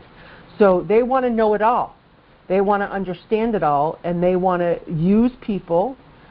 Our thinking, okay, our brain ideas, the way we think, is being recorded, so to speak, or however you want to term it. And they store that information by creating us a duplicate. We're a duplicate in that electronic digital system. And then they're going to be able to take all those digital people that are kind of still attached to us, and they're going to be able to predict future behavior, future decision making. They can see the AI is so intelligent. If you really want to understand what artificial intelligence is and what current science says about AI, go really research what the scientists of Silicon Valley are saying in all their think tanks and all their panels about artificial intelligence. It'll make the hair on the back of your neck stand up, because that's what we're dealing with. There is a big ethical debate about how to teach artificial intelligence to be human. You can't. They can't, ethically. Okay? The only way they can is by attaching humans to it. And it figuratively causes menticide for us, because if it doesn't like, let's say they've programmed these, your program is, we really want to use your brain to teach the AI, but we don't like the fact that you have any convictions about what is good and bad. So we want to beat you up and torture you until you have no opinion about what is good or bad. So everything is acceptable. And then the AI wants to learn from us so that these idiots, and they are idiots, they are the dumbest smart people you'll ever meet, actually believe that an AI system, without going into the whole cyborg, transhumanistic, too far off the limb there, you got to be balanced about it. They want to create this thinking organism that's electronic yet human, because it's programmed by humans. So so in other words, let's say you have a problem and you decide to invite 3 guests over and you're sitting at your kitchen table to solve that problem, you're going to come up with a solution probably a lot quicker than if you did on your own. That's the premise of what they're doing. They can take 4 of our brains. I just wanted to add that the United States is only 327 million people that they have access to build a data set. Now, the reason why China is leaping ahead is because they have how many people? 1.7 billion people in China. So that's why they have such an expansive data set. Now, they plug that data set in. They have the results of 1.7 billion people. All we have is 327 million people. And they probably have probed Canada, the UK, and other free countries, we'll say, and for data information. But to date, we don't have a data set like China does. Go ahead, Lily. Didn't want to Well, those, interrupt. yeah, but I mean, we've got to keep in mind though that the United States government. I've heard various people talk in the community, such as Richard Lighthouse, for example, and he's had conversations with people who have worked on some of these programs apparently, and they say things. He's been told apparently things like. When he asked one of the operators, I'm sorry, not an operator, whoever this guy was, he was talking to some guy covertly, and he said, America owns so much of this outer space kind of thing, like they control it, okay? And I think it's because of Star Wars, between me and you 65 other people, okay? I think that's off the record. I don't really know. I don't know how. I think it's attributed to Star Wars back in the 80s when Reagan started the Star Wars program, which eventually became the Space Force. So if Richard Lighthouse's source is correct, he said that they own, America owns or controls all of space between here and Mars, and I think something like that. And Lighthouse corrected him, and he's like, "You mean from here to the moon?" And he said, "No, don't be fooled. America owns all the space from here to Mars, so they control it. So if they control it, they don't want China to control us. They don't want Russia to control us because remember, they're the big guy on the block still, sort of. The UN is kind of crunching them down, and that's what we're experiencing. We're experiencing what you see in the news. Yeah, it's time that somebody crunched them down because they have to be stopped. The world expansion is unprecedented. They are expanding as Europe did in early times. Oh, you mean the U.S.? No, I mean China. With the weapons? No, oh, China. North Africa. Well, China, but China. See, this is the thing about China. China has a full plate with the 1-point-something billion people they have. So they're running their own programs. They're going to do what the UN. You're seeing it. You're seeing they're harvesting children and their organs so they can keep alive their wealthy that are elderly. Do you know what I mean? And they're killing them. They're killing kids, huh? They're eating people over there. I think you'll find when it all comes. Okay, so they've got ghost cities built, ready. They've got over 1 million people in concentration type re-education camps in China. So China is handling its own. I'm not gonna get on the bandwagon that this is a foreign population that's blanketing us with frequencies. This is the United States government in cahoots with neutering the power of the United States by destabilizing the middle class, okay, and that's for sure, and destabilizing the populations that work by farming out industry, huh? What middle class? Yeah, well, that was part of their plan. So they've gotten rid of the middle class slowly by globalize, the free trade agreements, so that exports all the jobs, okay, and then there's so it's this balance. If you look at the big picture, the philosophers, the economists, all of them go to this table, this imaginary table with the military. And they say, these are the problems, and we have to have solutions. And they're all going to tell you that the only way they can have solutions is covertly with force. And they're wrong. Do you believe that there is depopulation in mind here?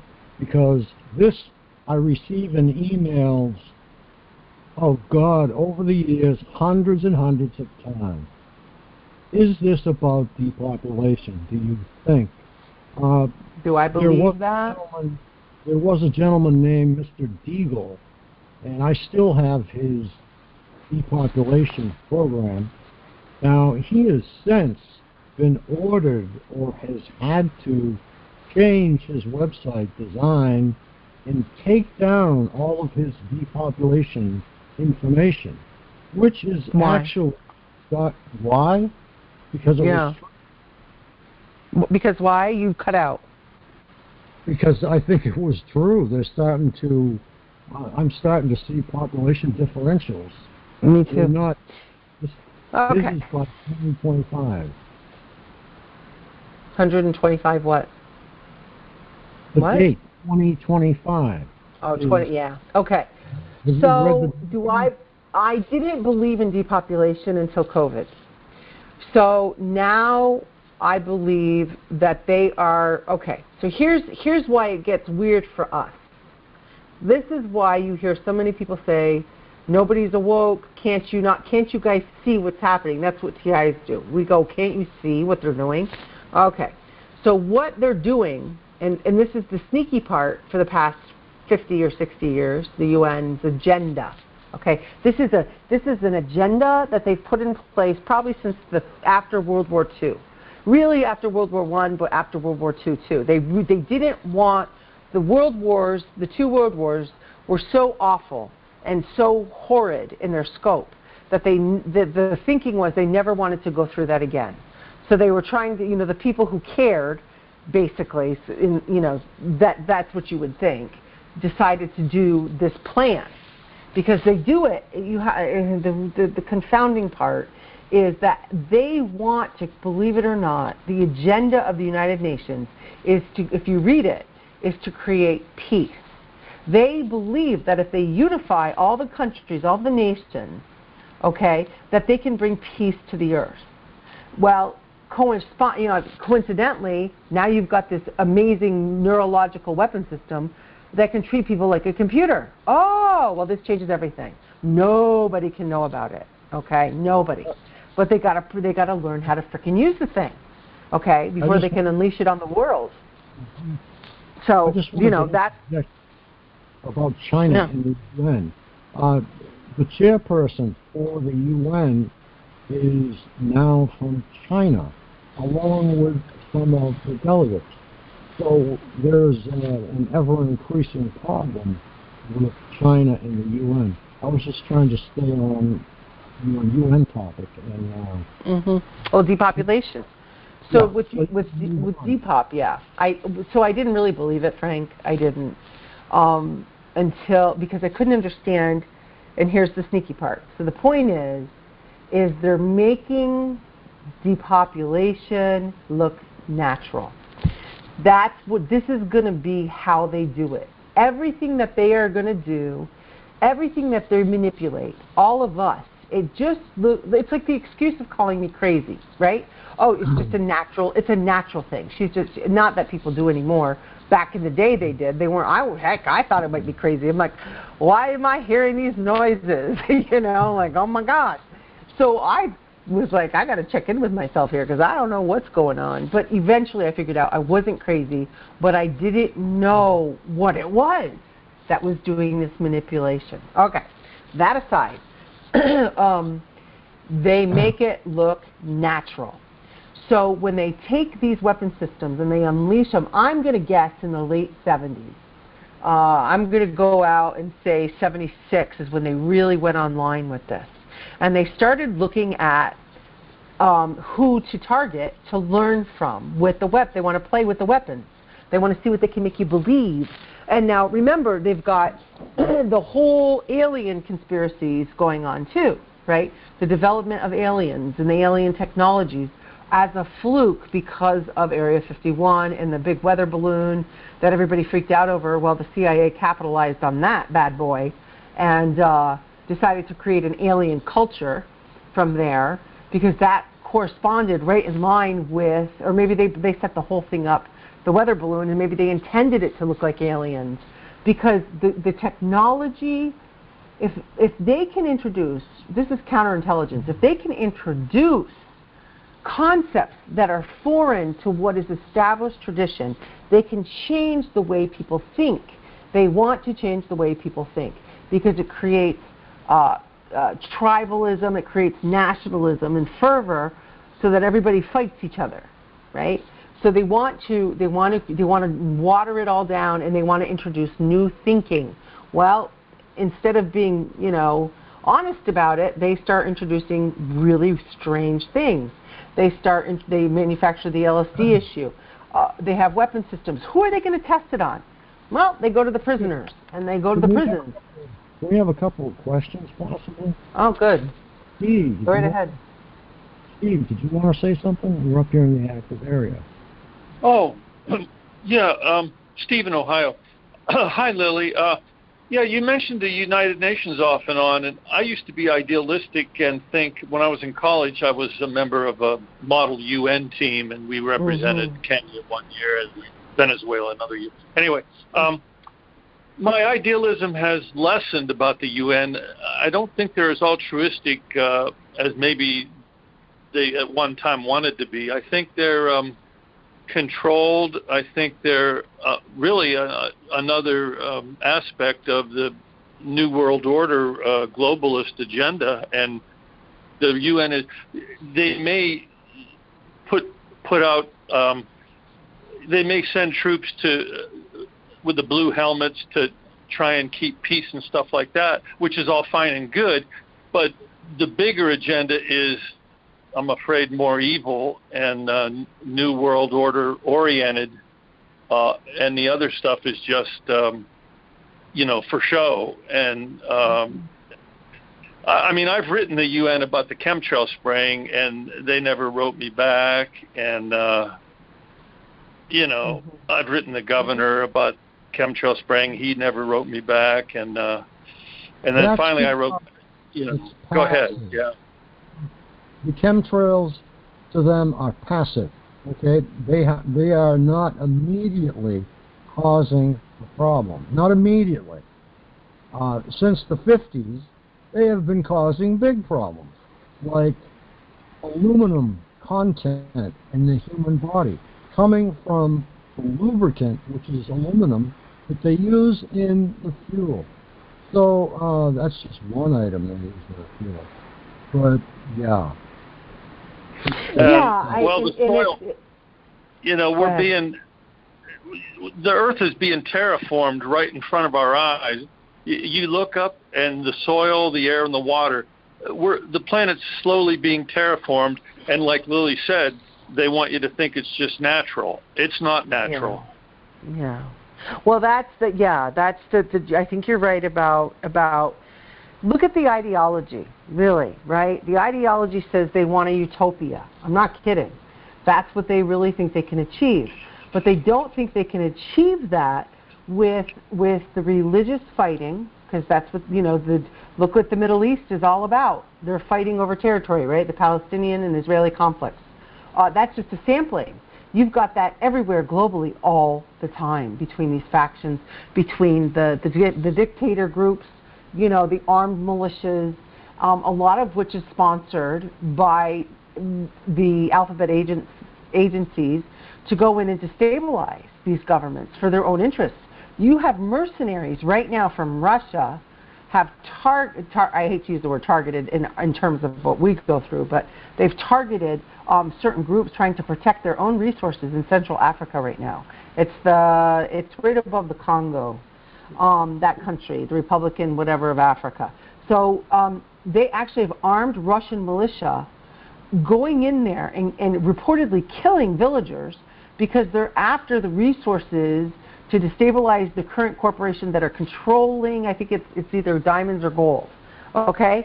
So that's the story. This is the story of the world, that these countries are big bullies on the block. And I really believe that the UN wants to stop those kinds of things happening, but they can't. Okay? And so there's a lot of things that the UN wants to do, but they can't achieve it. And they're listening to science, and they're listening to the philosophers, and they're using these neurological weapon systems which outweigh any other social issue right now. These neurological weapon systems. It's not that I don't respect the fact that we've got garbage in the Pacific, and we've got the jet stream, and we've got everybody being poisoned isn't a big issue. But the bigger issue is that these weapon systems exist.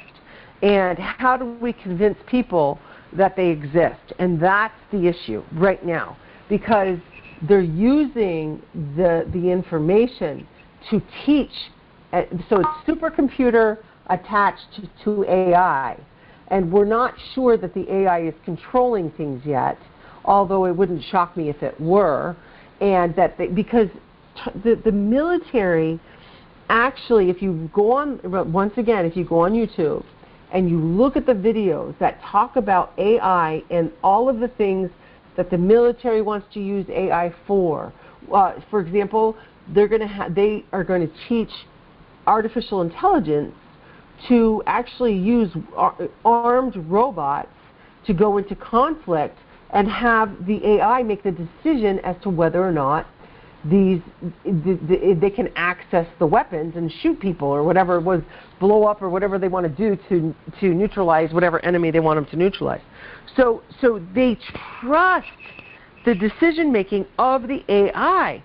That is extremely advanced and sophisticated compared to where dangerous, and compared to where you hear Silicon Valley say they are in its development. And now all of a sudden you're looking over here, what we're experiencing, and we're hearing rumors of this very sophisticated AI able to do all of these things.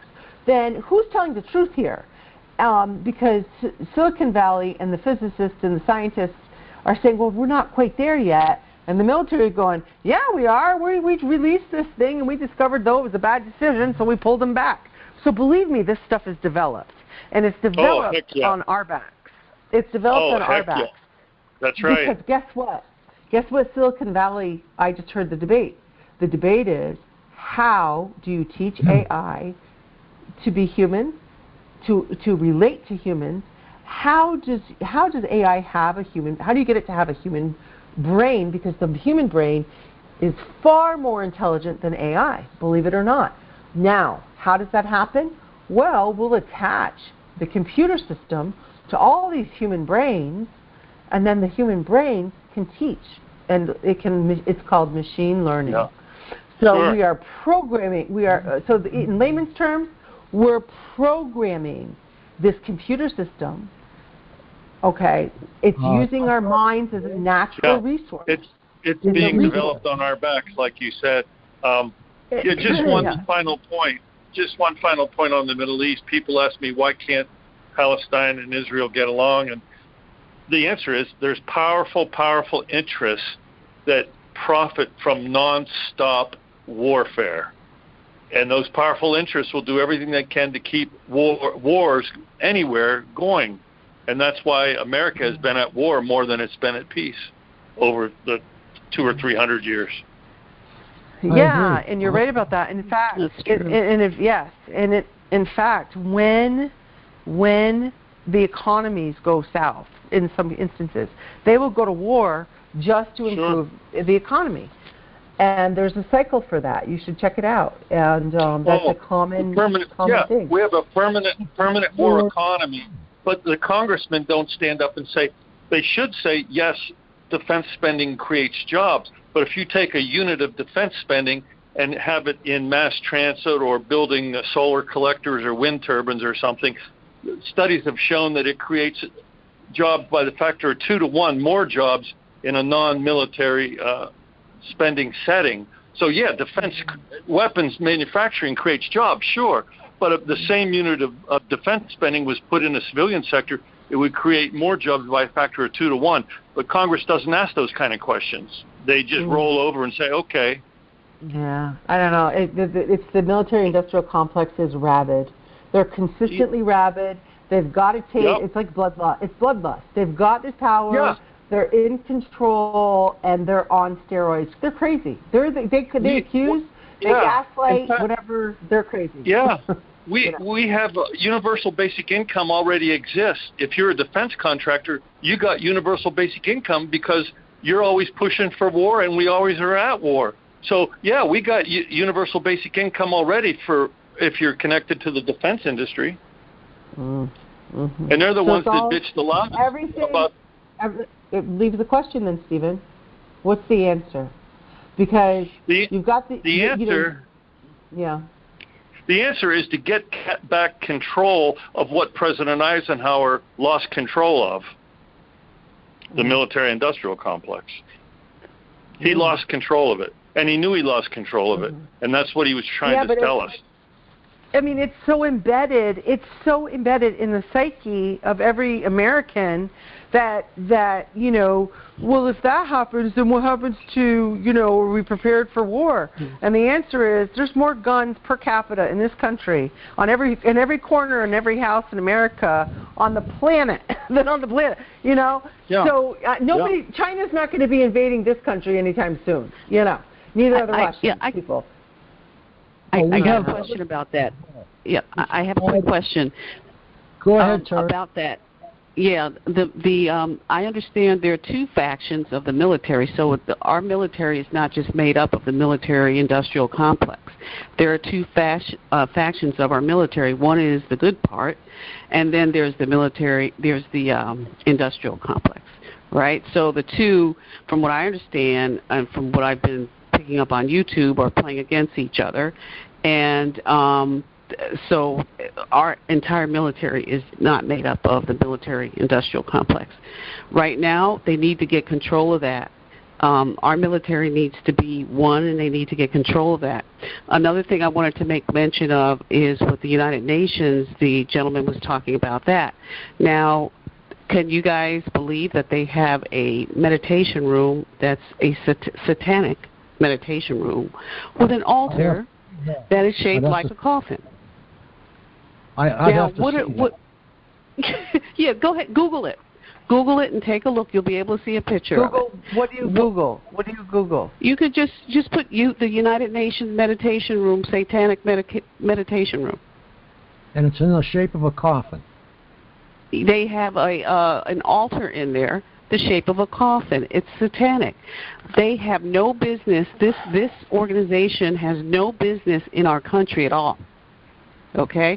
It has no business in our country, no business in any affairs of anything, because it's all no good. But go ahead and Google it, and you'll be able to see it. I'd just like to point out that the UN has intervened all over the world whenever there's a problem. The U.S. should keep its nose out of places like Iran, Iraq. They should stay the hell out. Vietnam. Exactly. We were doing that. 50,000 people in Vietnam. And that we were starting to do that. Yeah. Not to mention 1 million Vietnamese. That's right. Exactly. And why? I mean, France was in Vietnam. Few people know that. France was in Vietnam in the 50s. Okay, they lost. They lost the last battle in a stockade. And secretly, we were supposed to go help France. So figure that one out, add it to your Vietnam puzzle. But, yeah, exactly. Dien Bien Phu. Yeah.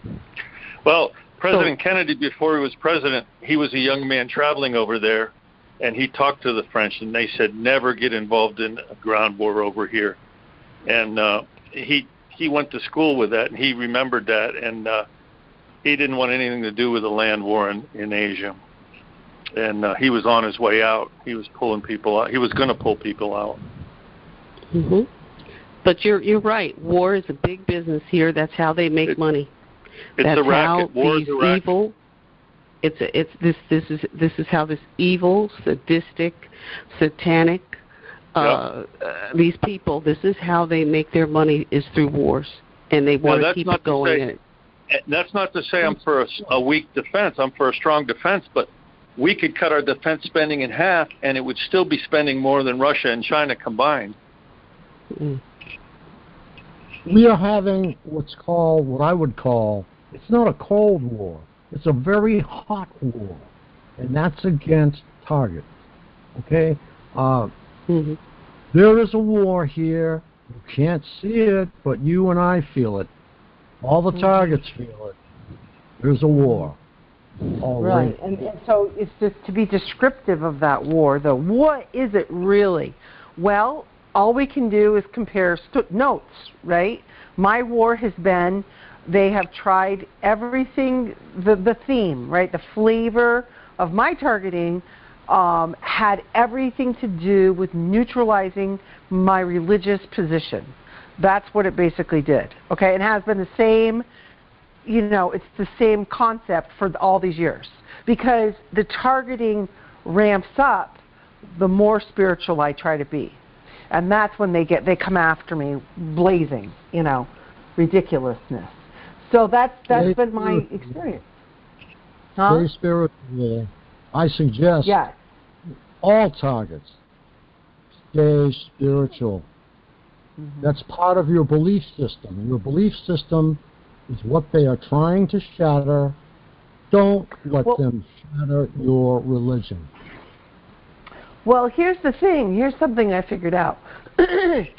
Because I've seen other people, this happen to other people where they were successful in getting them to leave religion. Okay, so I wondered if they were successful and the targeting lessened for that person when they were successful, when they obeyed, so to speak, subconsciously, not even realizing. So they left the religion, okay, and their life was a little more tolerable. The targeting less intense, I think. I don't know because these people don't realize they're targeted, so I can't ask them, okay. Religion so I thought, okay. Cohesive. The Romans, they say, created a form of religion because it was cohesive. They could watch all the people in one place. Now they don't want that anymore. They want everyone split up. Okay, isolated. So this is one of the goals of, I believe, for people who experience persecution for your religious beliefs. I believe that they're doing this to teach the AI, okay, so to speak, it's a control system of the mind. They can, once it learns how to take this personality within this religious group, this is how what you use against them. They can copy that mold or whatever and do it to other people in their religion. So they eventually are going to slowly discourage everybody that they have on their list, if you will, of whatever, to stop doing A, B, and C. If they want you to stop being Jewish, they figured out how to get this person to stop their Jewish beliefs and just go do other things. Then they're going to use the same pattern of abuse on other Jewish people. And then if you're Catholic, they're going to discourage you from being Catholic and do it to other people once they learn how. So it's the pattern of all religious groups. Yes. There's a video that we all should watch, and it's Humans Star Gemma. Jan builds herself a robot clone. And it's the process by which she goes about teaching this clone how to be human. I mean, this clone looks like her, it talks like her, and they go through hours and hours just with facial expressions. And what these facial expressions mean, they come up on the screen. Very interesting. So, Humans Star Gemma Chan builds herself a robot clone. I recommend it. I'll put the link in the chat. It's interesting. Yeah, so you've got this. So what happens when you take 4 brains in a hive, okay, and you've got problems to solve, and they're all connected together, so each brain is talking through the supercomputer.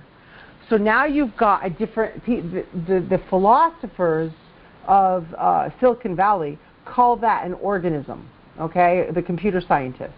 They call it an organism because it's not all digital or a computer, and it's partly human because it's a new way of thinking. So now they have a weapon system that's being operated on many different platforms or programs to accomplish many different things. And it's all done to deceive, it all looks like trickery. So for us, you know, our perspective is it's like, how do they do that? You know, what is it? What do you want? Who are you? That kind of thing. So it's it's all done through trickery, and they want to cause divisions because what goes hand in hand, what is the concept, and all of you've experienced this. How many of you said, I believe in a higher power, not necessarily so sure about organized religion, right? So that's what they're hoping for. They want traditional beliefs gone because, here's why, this is the big reason. The big reason they want religion gone is because it interferes with politics, okay? Everybody wants church and state separate. Well, these guys go further, they want it gone because it causes disagreement. So they're satanic. They're satanic as well. Well, you know what they're doing. So you know what that is? They hate God. Yeah, go ahead. Church and state were separated in the 60s. Prayers were taken out of schools. Everything changed. So they've been separating church and state for years. Right. Well, they want to do that now from within the human, slowly. So they're practicing on us, okay? So then it'll be able to torture other people later who have the same beliefs. So remember, we're involved in a process. This was a plan put in place once they realized what they had in a weapon system. To me, this is why JFK was killed, okay? This is why, because he was going to obliterate the organizations responsible for this, doing this monstrous thing. So, the alphabet agencies. So this is why JFK was killed. Now, concerning the Satanist movement, concerning all the movements, I want you guys to step back and look at this. You have to realize that everything that is weird in pop culture, everything that is perverse, I was looking at a new Madonna, I don't say her name, Madonna video, but she was up on stage and she had the most satanic backdrop. She usually has dancers, but this was a video of dancers supporting her song. She was singing how she's going to live for love, okay? Well, behind her, she's got people in costumes dressed like demons. And I thought, and she's wearing a cross on her neck. And I thought, this is really a strange thing. Now, I don't watch TV. And so this came up in I saw it online somewhere. And I was like, oh my gosh, that's what people are doing right now. So what's really kind of hip is this introduction that demonic symbolism is cool. Okay, did you notice that? Everything like demonic is cool. Vampires and werewolves and all of especially the zombie culture, right? And then you've got this so this is all this satanic thinking has been drifted into pop culture. And why? You've got to ask yourself why. What is really going on here? Well, this group is introducing into the psyches of people that God isn't real, aliens are, we can mock anything satanic because love is love and hate is hate, but everybody's free to do whatever they want. So it's a dissolving of opinion, morals, values in traditions. And they want to make it all okay. And they're inculcating this into the younger generations. They've attacked the families. They've attacked the strength of any community as a family, right? So all of it is up for grabs. So what I want to just caution you about is when you see the things online where it's satanic propaganda, you see it online, you see where it's evident because they're obviously doing this. It's all part of, how do I explain that? It's all part of their plan to control that. It's all control, all of it. So it's the Jesuits versus the Jews, it's the Jews versus the Muslims, or whatever, the Zionists, whatever label. It's the Illuminati versus the Freemasons or the who knows? I don't even know. And it's the Satanists versus the Luciferians versus the Christians. I mean, it's all of it is designed for everybody to destroy one another. So I've been trying to understand this phenomenon more closely, and now because of the weapon system, you have to step back and you say not only are there targets, but there's a ginormous globe with a ginormous, I want you to just imagine, visualize the globe right now. And then I want you to visualize a grid, an electric grid, all over the earth. And they're sending out signals all over the earth, okay, to deceive, to cause problems, and to divide, so that destroy everybody.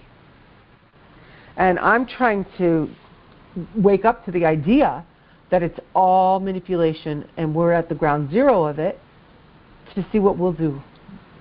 What will it take to push Lily over the edge? I just have one question. I always have one question. Who are they doing all this? They are, at this particular point in time, whoever you think they are. We have to find out exactly who they are. And gradually we will do that. But these people, if you pull the blinders down, I'll tell you something right now. 62% of the population of the United States are capable of being perpetrators and pushing those bloody buttons. And that's a fact. Those are stats. Wow. A study was done. That's scary. So, well, okay. It's the next door neighbor. It's the mayor's kid. It doesn't necessarily have to be any faction. Okay, the satanic people are taking themselves down because they have to pay the buck at the pearly gates. That's the way I'm going to put that. Okay, but as far as them being any sect, okay, they're the guy next door mowing his lawn. They're in front of the White House protesting something. Okay, they could be anybody. So don't put them in one particular sect. Okay. Yeah, well, I agree with you. I do. But I also agree with a different perspective at the same time. So I'm willing to go out for the record here. I know that some of you are going to disagree with me, and that's okay. It's okay to have a different opinion. But I'm a big believer of the theory of layers. So the perpetrators that you encounter are different than the people torturing you. So the people torturing you are so covert and are so buried in this system of things that they're hidden, literally. These are humans that are maintaining a weapon system that nobody knows about. This is why people like former technical director of the NSA, Bill Binney, didn't even know, okay? So they're getting away with it because they live and work in underground military bases. Those are the folks. Yeah. I know this. I do know this. And I listened. They're all in underground bases. All the perps. No. You're misunderstanding the perpetrators with the torturers. The people who are running. Okay. So there's layers. The perpetrators that come in and harass me at the grocery store and on my porch and all of these things, all the intricate ways. This weapon system is so sophisticated. How is it? How? Just explain this, one little part of this to me. How is it they can manipulate me to all of a sudden, it's taking me 2 or 3 hours to get out the door, okay? So I get out the door right when the drone is there. Now, had I gone out 5 minutes earlier, the drone wouldn't be there. That's how precisely it can control everything. Now, I haven't seen a drone, okay, and there are many TIs who have not seen one. So would you describe for me and the listening audience what your drone looks like? Well, I see more helicopters, but that's less. I was using drone as an example. I know a lot of TIs have seen drones. Now, they're not controlling the drone. They're not controlling the helicopter. They're not controlling the fire truck or the airplane or the car. they're controlling your perception and the timing of when you encounter it. That's the trickery, because they can't afford to send out, how many thousands of dollars in fuel does it take to run that airplane? And they're not going to direct that airplane right at you, but they will direct you to go right out the door or wherever you are at the right time. So you see the airplane. Now, the key is, normally when you see airplanes when you're little, you can remember a time when airplanes didn't faze you. Why all of a sudden is this airplane making me afraid? What's different? Well, they're hitting me with a frequency to make me experience anxiety and another frequency to make me experience dread and fear. So now I'm taking note. It's amplified in my mind. These are weapons of perception. So it's the way you perceive the airplane that when you explain it to anybody, they look at you sideways, because it's your perception of the airplane. Perception is everything in any situation. Now, what does it matter? Right. What does it matter? What's the value of my being afraid of the airplane? What does it make me do? It makes me kind of get anxious. Now I've got adrenaline pumping, and my brain starts thinking really rapidly, like, what the hell, right? Well, the benefit of that is the computer is taking notice of whether or not I believe that airplane is stalking me. This goes right in harmony with Barry Trower saying it's a good day when these guys get you in a fetal position, because they know their weapons work. They want to control populations and us with the weapons. So it's all kind of like this package, and all the layers and all the players are in between and below the weapons operators. They control it all. So the people who are stalking me in the grocery store and putting stuff on my porch don't realize some of them might be paid, I don't know. But they don't know that they're part of a torture program. They don't realize that. They just think I'm a bad guy on a list somewhere, and their boss told them, I don't care if they're InfraGard, I don't care if they're Citizens Corps, I don't care if they're from Homeland Security or the fusion centers. It doesn't matter where they're from.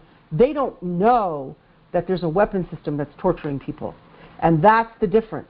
And that's why people like Bill Binney don't know. And they argue at first that can't be real. Okay? One thing that Bill Binney did notice was the surveillance was shifting from known terrorists and nationals that are in our country, shifted from those type of people to U.S. citizens. That's what Bill Binney noticed, and that's why he was kicked out. I'm sorry, repeat that last part. He noticed that they shifted from... He noticed that the surveillance shifted. He started over in Europe as an analyst, okay? But he noticed the surveillance was shifting towards United States citizens, and that's when he complained. He had his own department developing his own program, to the point where he actually tried to sell his program on the outside. So that's my spiel. So I know I talk about this computer system a lot, but that's what's controlling you. That is why I talk about it, because it's at the core of all of this, which is ultimately a weapons developmental system that has far-reaching tentacles into other programs, like turning everybody, making a copy and storing it in their database. And it's not, remember, you're complicated. You're emotional. Your neurological system is emotion. It's all your five senses. It's how you perceive life. It's spiritual. It's physical. You are a complex person. This is something that is not automatically built when they build a robot. So they have to program it, and you're like food for the robot, in a metaphor. That's what Duncan always says. That's what menticide is. It's killing your beliefs so that it can learn how to neutralize you and try to reprogram you to believe something different. Okay, so reprogramming is changing your belief. That's what they're trying to do. What does repetition do? In any form, What does repetition do? It's behavior modification, just to break you to finally comply. They want us to comply. I have a feeling so say you have a change of heart. Let's just say, what would happen if all the TIs start going, okay, who are you and what the hell do you want? What do you want me to do? Do you keep fighting me? What do you want? Right? Talking to this computer, this very intelligent computer system. Why is it intelligent? Because all of our brains have programmed it. So it thinks like a superhuman. And it has all our brains to refer to on how to be smart, funny, conniving, intelligent, conversive. Okay? That's why it's so complicated. Because you're going, who the hell is putting this in my head? Well, it's a hyper-intelligent computer system. And it wants to rule the world and act like God and make all the judgments for people so that people stop killing themselves eventually. Well, but it's doing it by hurting us. You still can't excuse the fact that humans are running it. Humans wanted all this technology and the comments made, and the humans will inject their own, asinine comments in a heartbeat. So it's still being wanted by humans. And it comes back to, who are they? They're living underground, and they probably are so committed to their job down in, who knows, Cheyenne Mountain, that they're not allowed to leave ever. I believe that. Okay? These are people, if they're involved in torturing people, they're not allowed to ever disclose it, and they're not allowed to leave wherever they're at. In Shriver Air Force Base, too. Well, if that's legit, if Shriver's involved, and we've heard plenty about Shriver, then them too. They're sworn to secrecy to the nth degree. But I'll go on the record right now. You heard it. I don't mind saying it. I should say that. I believe that Switzerland's involved. I believe South America's involved, and Cheyenne Mountain. Okay. So that's who I believe. I'd like to say right now, I don't doubt that a lot of attention is put on this, okay, by the individuals that are doing it. But we are on the edge of a war, a world war with China. We are on the edge of problems with Russia. We have problems in the Middle East already with Israel and Iran. Categorically, okay, if there's something going on in Cheyenne Mountain, it's all about defenses of Israel. It's all about defenses of the free world. That's what is taking first place today. I don't care if it's That's overt. Yes, it is. The covert is what we're talking about. What's really going on? They want. Okay, the covert. When you see a world war, it's not going to be covert. Okay. Okay. And when you see a world war, they will put this stuff down. Wouldn't you say? The covert is going to control the overt wars. You understand? They want that. They want to depopulate. They want to create. They are going to throw this world into such a kerfluffle of disaster that what we've seen so far is just the beginning. Do you understand? And I didn't want to tell you guys this, but you really need to consolidate, okay? Not because we're targeted. I don't think that's going to get worse. But the reality is that if we go to a war with China, okay, it's not going to be a war of drones. It's going to be, they're not going to invade, but boy, it's going to get ugly. They could bomb. So you're not supposed to be afraid of this stuff, believe it or not. I'm really not afraid of it. If they want to kill me, I have a God. I'm not worried. I believe in a resurrection. So if they end up killing me, okay, I've come to that point because I've been so tortured. That's how I believe, So I'm not going to go in a freak out and say, oh my God, I got to hoard food. If I starve to death, it's like you reach a whole new level of thinking, okay? Now that doesn't mean I don't worry about my kids and my grandkids, but I believe in a God, so I'm okay with my faith. Now, what is prudent to do, just by virtue, this should be self-evident to all of us, just by virtue of what we have experienced, what we are experiencing, what we have seen, should make us try to rethink this and try, just look at your life and examine it and see if there's any way you can nip and tuck and consolidate or be smart and be ready. You should just be calmly, peacefully ready for anything, because these idiot sticks are on a tear, and they're on a tear to create chaos. And this is why you've got red flag, what you would call a red flag, going on everywhere. This is why the Havana syndrome is surfacing. This is why the alien conspiracy is surfacing now, because, and this is why the talk of war is surfacing, because what they want to do is throw everybody into confusion so that they can be, here comes the big surprise, I think this is what it is they want to swoop in and be saviors. So they want to cause disaster and guns and shootings and TIs and violence and religious division. Who's going to swoop in and be saviors? So that the United Nations, UN, now finally, after the wars are over and after the dust settles and things are absolutely pushed to the brim, they're going to swoop in and say, oh, we have this amazing weapon system, and we're going to save the day with it. We're going to be able to stop wars before they happen. We're going to be able to stop shooters. You honestly believe that after World War III, there'll be anything left to worry about?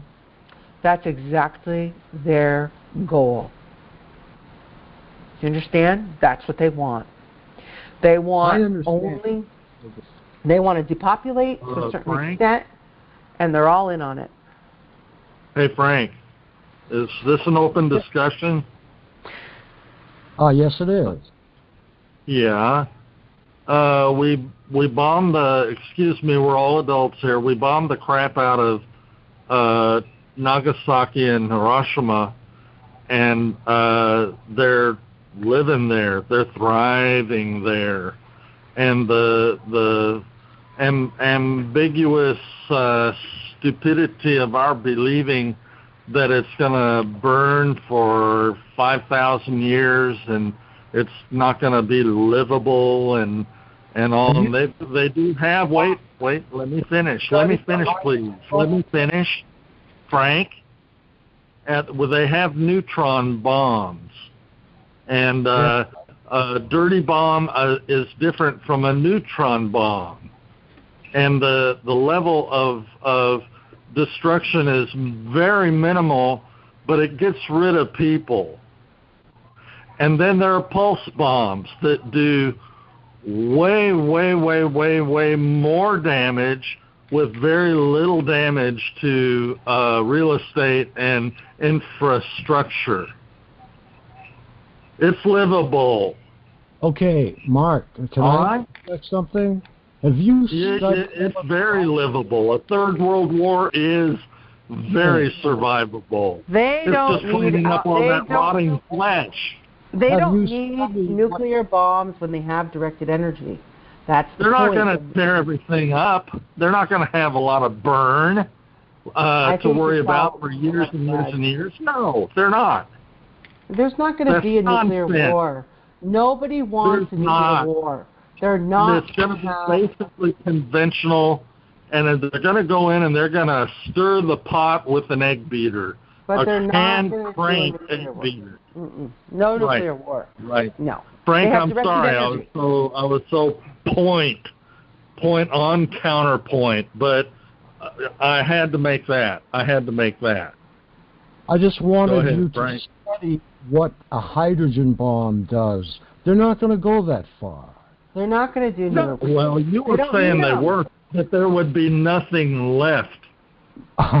That's a possibility. It would be more along the lines of very low key. It's very. They don't want to do that. DW. A pulse. Every country wants to pulse it, to dirty bomb it. Yeah. They don't want to. What about this? What if? Let's just look at it this way. What if the covert group, that's trying to depop and change the landscape of California and by doing their wild, what is it called? It's called a rewilding or whatever, and remember, they're doing this in other countries too. So it's not just America. They're doing crap like this everywhere. So if you look at it like that, and to add, I don't think there's going to be anything nuclear. They all know that nuclear war is a control mechanism, but nobody wants a nuclear war because there'd be nothing left of anybody. And what fun is that, right? So and plus that's the whole point in their philosophy of these weapons systems. I think they're scaring us with war, okay, kind of, trying to, war with China, war with Russia, whatever, war in the Middle East. But they have directed energy weapons. So will these guys covertly go that far and provoke a real war? We don't know. The point is that right now we can have all this talk, we can have all this concern because we're suffering, right? We need to focus. We need to focus on what we can do for us. We need to refocus now that we know what it is, now that we know what they're up to. We know that they're obviously military. They're obviously covertly buried because most military don't even know, apparently, after we listen to them. And the people that do know are gone. We don't know where they're at. They're hiding, right, in the dark crevices, as we've been told. Okay, so what does that really mean? You need to change. It's so hard, but you have to just change your perception of who they are, and do not fear them. This is mind control that they're using to socially engineer, ultimately. Okay? And the rest of it, just when I say take care of yourselves, I mean learn. Go on YouTube and learn how to garden if you don't know. Maybe find other TIs to roommate with, and form a strong group of communication, open communication, so that you can split bills and that they can't get away with breaking and entering. Stuff like that. That's the stuff that you guys are so savvy. Come on, you're the smartest people on the planet. Otherwise, they wouldn't be picking on you. Okay? You got it. You're going to have to find resources, pool resources, do something that helps protect you. And if money, I don't know how to resolve that. But there's got to be a way that TIs can group and can form small groups so that we're not all sitting ducks. Okay, you need support. You need groups of people to support you. And I know it sounds idealistic, but if you're willing to communicate, what's happening in your home, then you shouldn't have a problem with a TI roommate. You got to be blatantly honest. Okay, they're making me think you're manipulating me right now, roommate. Is that happening? If you start thinking, I don't know if I could live with anybody who's a TI, you've got to be able to communicate your way through this and protect yourself. I talked to a TI earlier tonight, and we were talking, and I felt like she's a sitting duck because she's in a situation she needs to get protection. And was it Marilyn? No. Okay. No. It's just I worry about all of us. I really do. We are who we are. This is highly unusual, and we're suffering. And there's got to be a better way that we can be helpful for one another and still get help for ourselves too from each other, because nobody else is going to help us. So we need to figure out how this can be realistically done. Frank's talked about facilities, and I don't know, but any ideas is helpful, and all of us going after one another is not helpful. We have to support one another. We have to change that conversation, because we're all victims of this, and we've experienced the division causing power of these weapons. They've divided me from my family, for crying out loud. I birthed those two boys, and they've done it for years. It's so unforgivable that it's just, and they've done it for years to other families. Imagine the families they've done this to that don't know. You know, they just don't even know this is happening. So you know who you want to identify a targeted family from 35 years ago? The people that just seem to always have bad luck. That's how people would term it. Repeated bad disaster, job losses. You know, these guys are smart. What's wrong with that family? Why can't they get it together? You know, those are the targets that started these programs in the 70s, those families. You know, the drug addicts, the people that just get decimated for nothing, who try so hard to hold on to each other. And you just wake up going, what the hell happened? You know? So it's to develop it. And they're so wrong and they're going to pay, you know, for their philosophy. So that's my spiel, you know. I just wish there was a better way for all of us. Yeah, you're so right. We do need to focus and keep in front of us, okay, what do we need to do to keep ourselves together and keep ourselves going. But I think what Frank had mentioned before about a facility, I think that's awesome.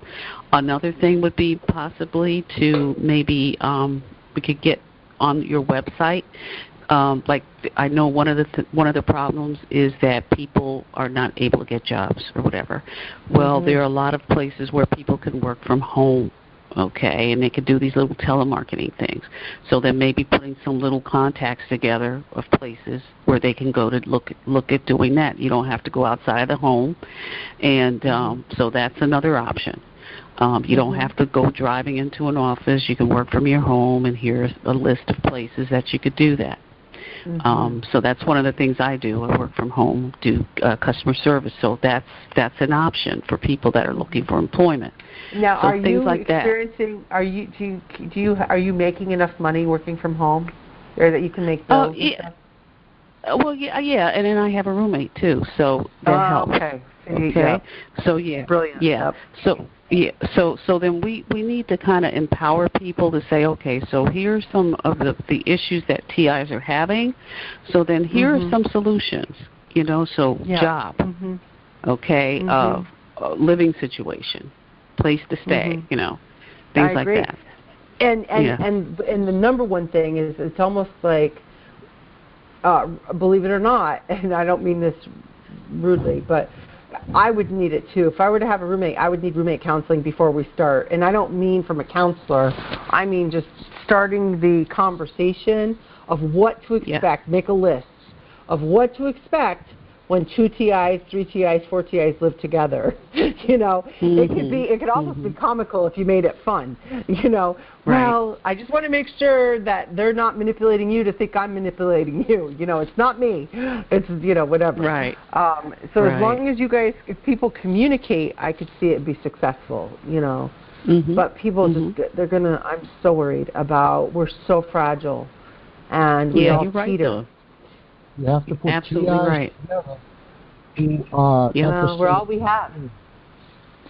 You know, until this is blown open, if ever, we're all we have. Because they're not going to help us yet. Nobody is. You know, and we have to be smarter. We got to be smarter than what's going on. Because some of you guys, I'm so worried. You know, I'm okay because I can work from home. So, I've made it work this far, you know. But because of COVID, there's a lot of companies have turned cost-effective to have some workers at home. So it's a real possibility there. Well, now they're getting very upset because they have restrictions lifted. And they have floor upon floor upon floor of empty offices. And that's what I just saw yesterday. Yep, there's a worker shortage all of a sudden. So if you've got any kind of mad skill set and you could make it work at home, I would start getting a resume together if you're struggling financially, because now's the time when the iron's hot to state your salary. I mean, you could do this. This could really work. You know, because there's absolutely a shortage of employees right now. I don't know if people socked the money away and are waiting till the end of summer to start working. I don't know. But So, yeah, I mean, if you're needing a job and you think you could handle it from home, it might be easier. And you'd have less people to deal with, you know? So...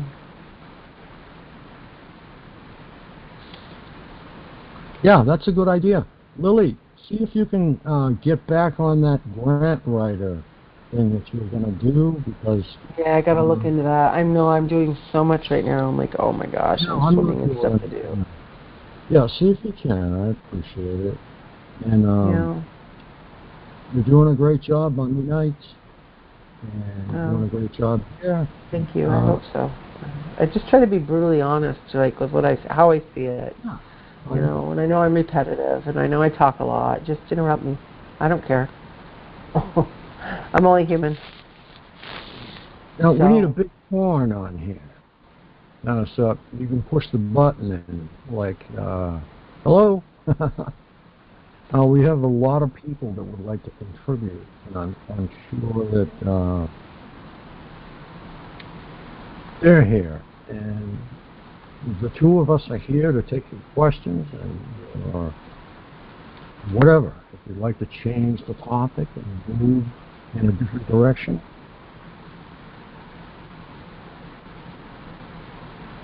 Yeah. You can do that. You can play some music. But I appreciate all of your views on it.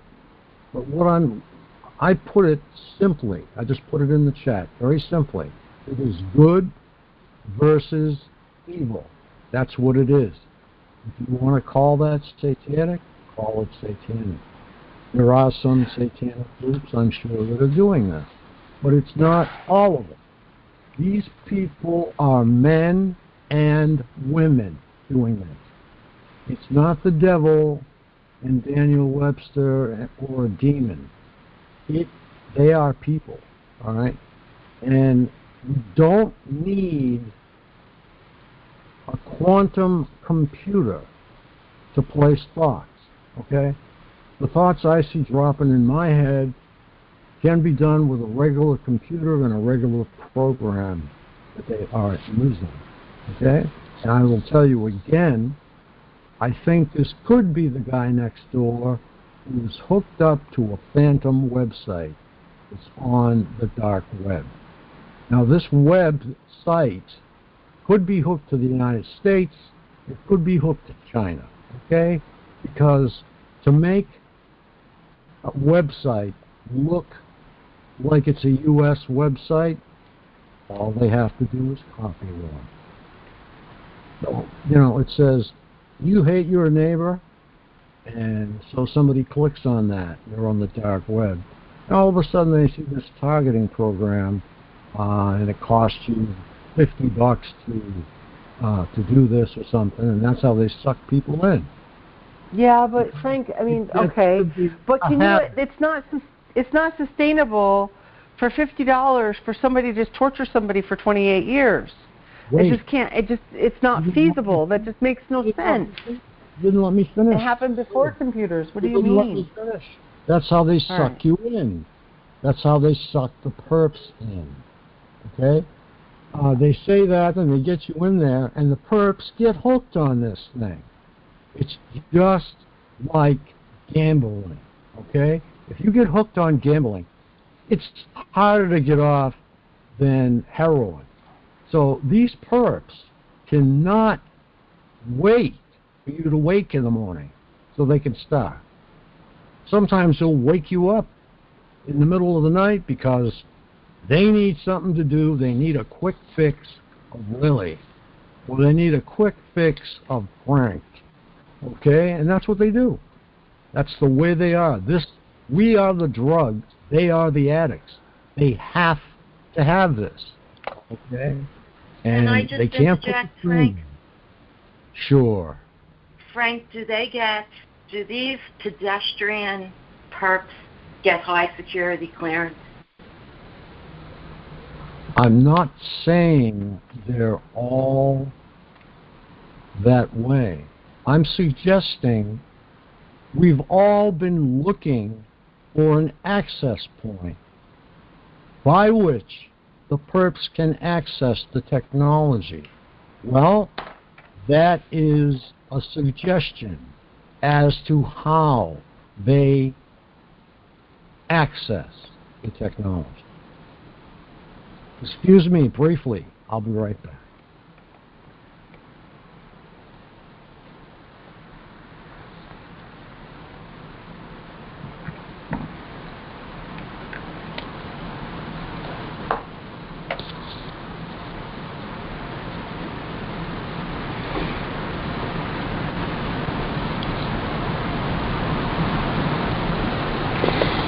I am getting real tired, so I'm going to head on out, guys. It's been real. My hard seltzer's getting to me. It was a pleasure talking with you, Lily. Oh, you too. What's your name again? I Carrie. recognize your voice. Carrie, you're Carrie, yeah. Yeah, I'm going to be on Monday when you're on as well, on Monday night. Oh, good. You have a lovely voice, and you always have so much good to say, too. I love your point. You're very calming. You have a very calming demeanor. So. Well, thank you, and you too. And just hang in there. And I definitely keep everybody, including you, in my prayers. And I hope you feel better. Okay, and I'll see you Monday night. Oh, thanks. Yeah, I'm hanging in there. You guys too, everybody. You all have a good night, everyone. Big hugs. And I'll talk to you Good guys night, later. Lily. Good night. Whoops, I had muted me before I muted myself. Good night, Sheila. It's good to hear from you. I hope you're well, sweetie. I have not been, no. I'm sorry. Yeah, I am too. I just want to say one thing on here while you're there, and then I'm not going to say any more. I'm trying to make these ice cream bars. I don't know all you people real well. I enjoy you very well, but I don't feel like I'm going to be here much longer because of what they're doing to me. Sheila, Yeah? give me a call tonight, okay? After this call's over. Call me. I will give you a call. Okay. All right. Love you, Lily. I love you, Sheila. I'm so sorry, sweetheart. Hey, if anybody has any questions about the computer system or whatever, however you want to term it, please write it down and ask me on Monday. We can talk about it. All right. But, 9540. You've got some noise in the background. You need to come in. So good night, everyone. I'm leaving the call, Frank. I'll talk to you guys on Monday. Okay, Lily. Good night. Good night. I respond in emails. Who's in the chat? I respond in emails. I always forget some of the time, and I'm slow. So you got to just keep reminding me. I love you guys. Good night. Love you too, Lily. Good night.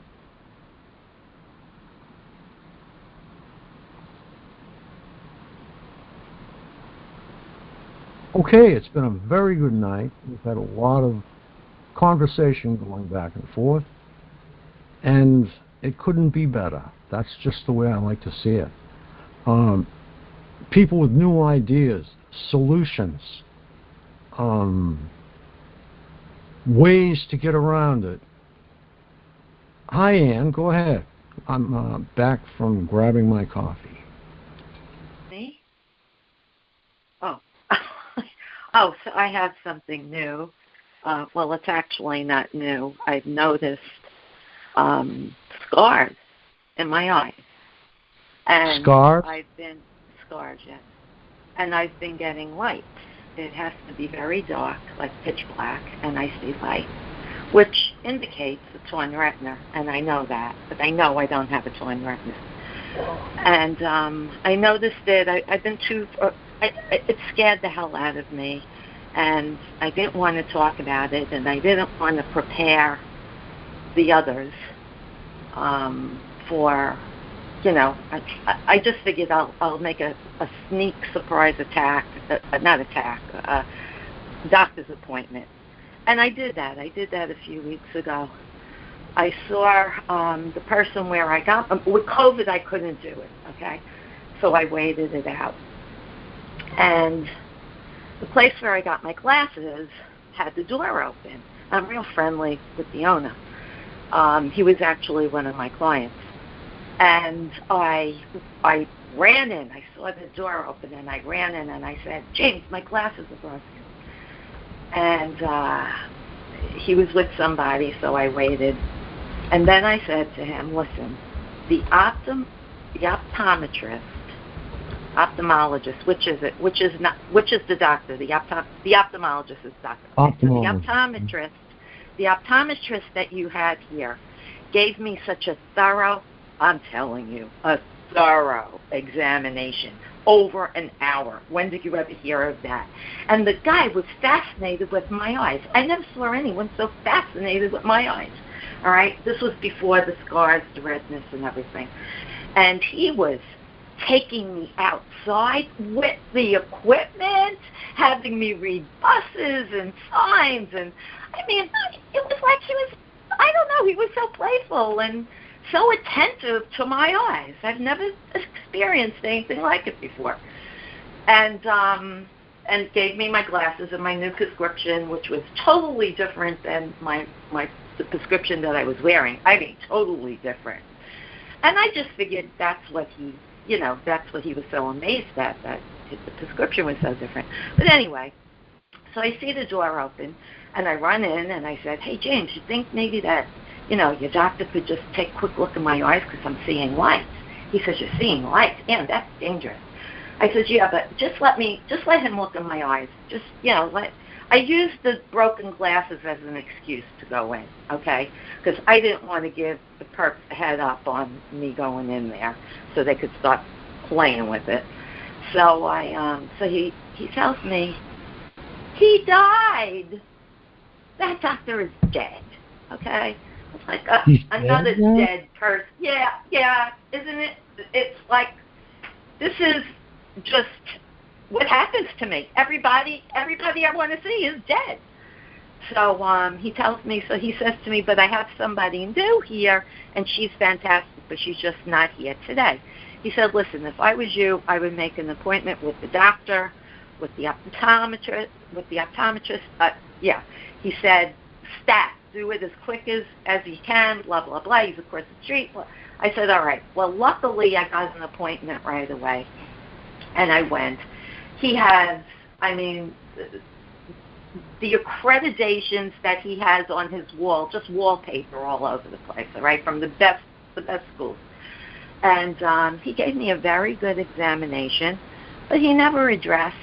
Now, I was thinking, I'll tell you the truth, I know they see what I see, and I wasn't sure if these scars in my eyes was cameras. I will stoop that low. So it's like, it could be. I just wanted to rule it out, Maybe they're really cameras in my eyes.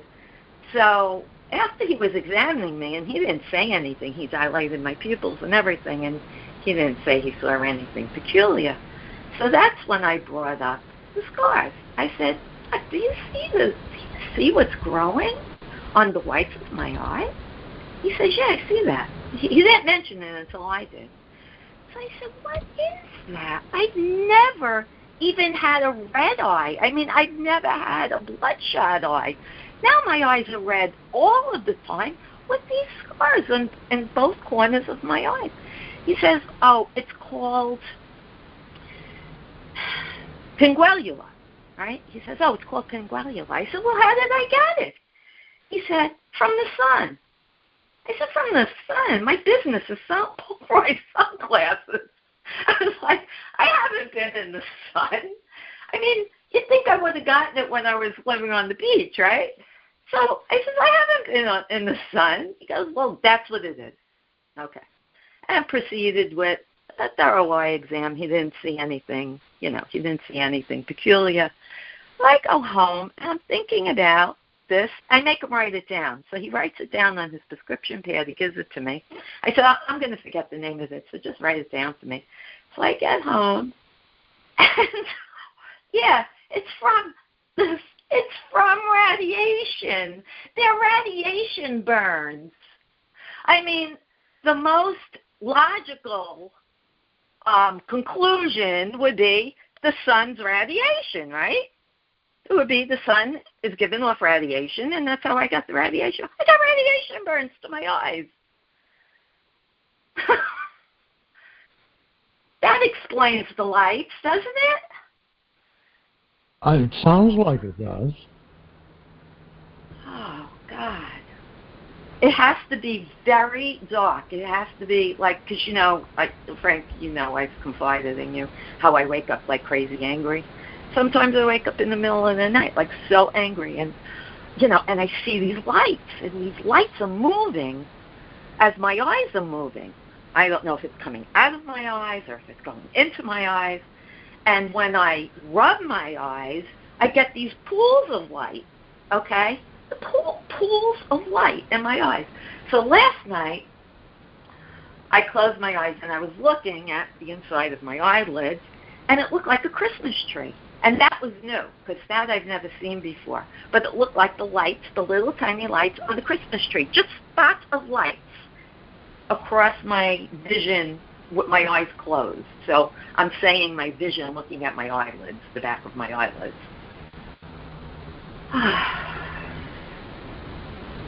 There was also sparks coming out of my fist. And that happened the same night that I noticed the lights. It was actually sparks, because I started punching the pillow and I saw sparks coming out of my fist.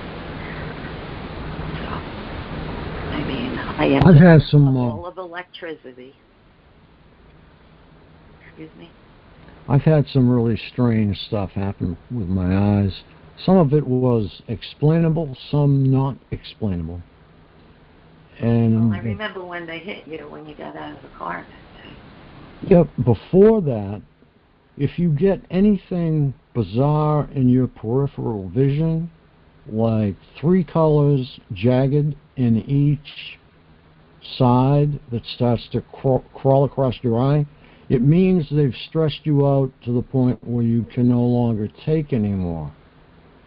And this was back in, I don't know, 16, something like that. And somebody told me to take my phone and flash myself in the eyes. And I did so, and it worked, but I wouldn't recommend it to anybody.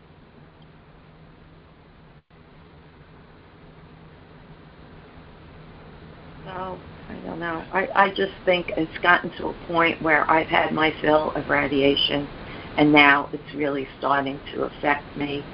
My skin is breaking. This congealer in my eyes, my teeth.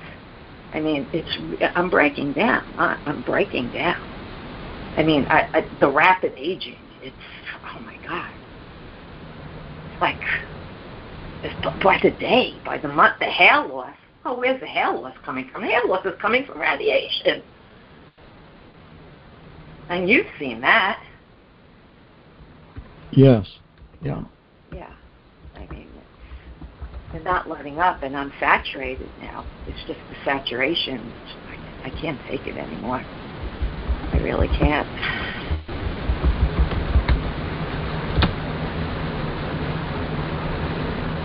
Yeah, I'm just answering Mike in the chat. It says you get Hawaiian tuna. Hawaii is in the path of the Fukushima That's right near Japan. disaster. Yeah. Of course. That's right near Japan. Forget about fish. I haven't eaten fish in years. That's it. Oh, actually, I do eat herring. It's wild caught. But if you do a search on fish farms, all right, oh my God, you'd never eat fish again. I mean, they eat their own feces. Oh, fish they eat farms. each other. It's horrible. They don't. They don't. They're not in their natural habitat, and there's certain things that fish need that the farmers don't know about. Certain kinds of algae. Yeah, well, Mike. It's easy money to farm a fish rather than to go fishing and catch a fish. Yeah, Mike in It's Alaska. like fishing in a fish tank.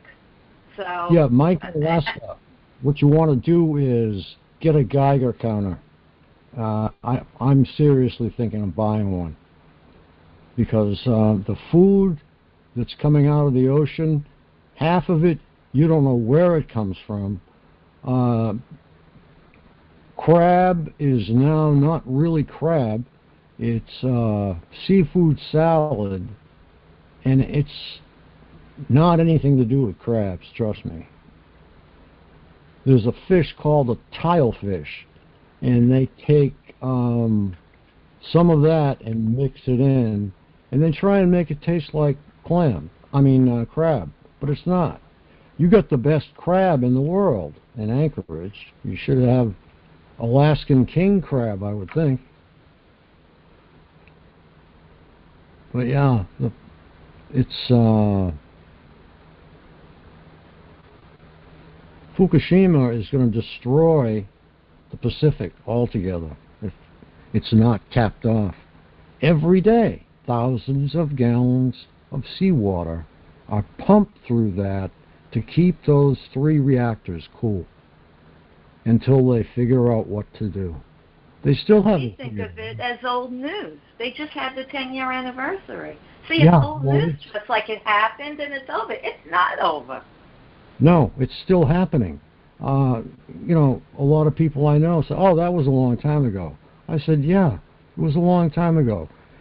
It's worse now than it was then. Because at least then they were trying to contain it. And now there is no more containment. Most of the people that worked on it are dead. And their only solution right now is to pump seawater through it. And that's to prevent China syndrome. And that's a whole different ballgame.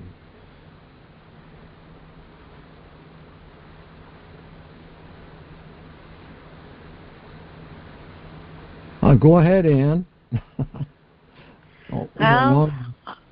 The other thing, the other physical thing that's happening to me is both my big toenails are becoming detached. All right? Now, I noticed that last year, and I just said on one of them, and I thought, I'm always stubbing my toe, or maybe I dropped something heavy and I'm going to lose the nail. All right?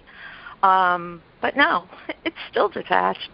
Like I have this big gap, that I have to clean out, and it's just not attached to my toe. Yeah. Do you have a protein deficiency by any chance? Because I don't think so. I do protein. I do protein shakes every day. I eat meat. I eat very healthy, very extremely healthy.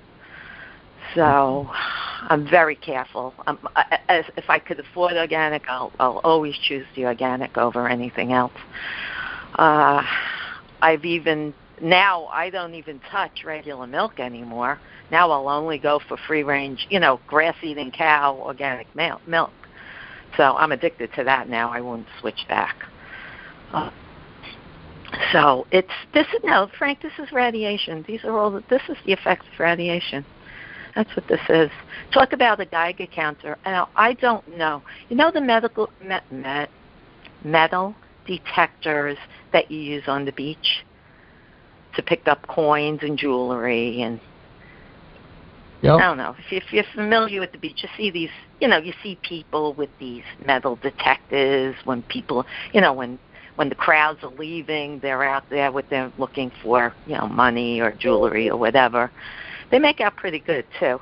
Well, as you know, I lived on the beach, so I had a friend who would do this, okay?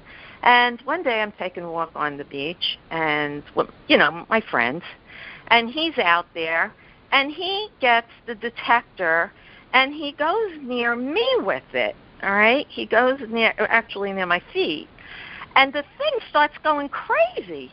And it was a big joke. We all laughed, including me. It was before I knew that I was being microwaved.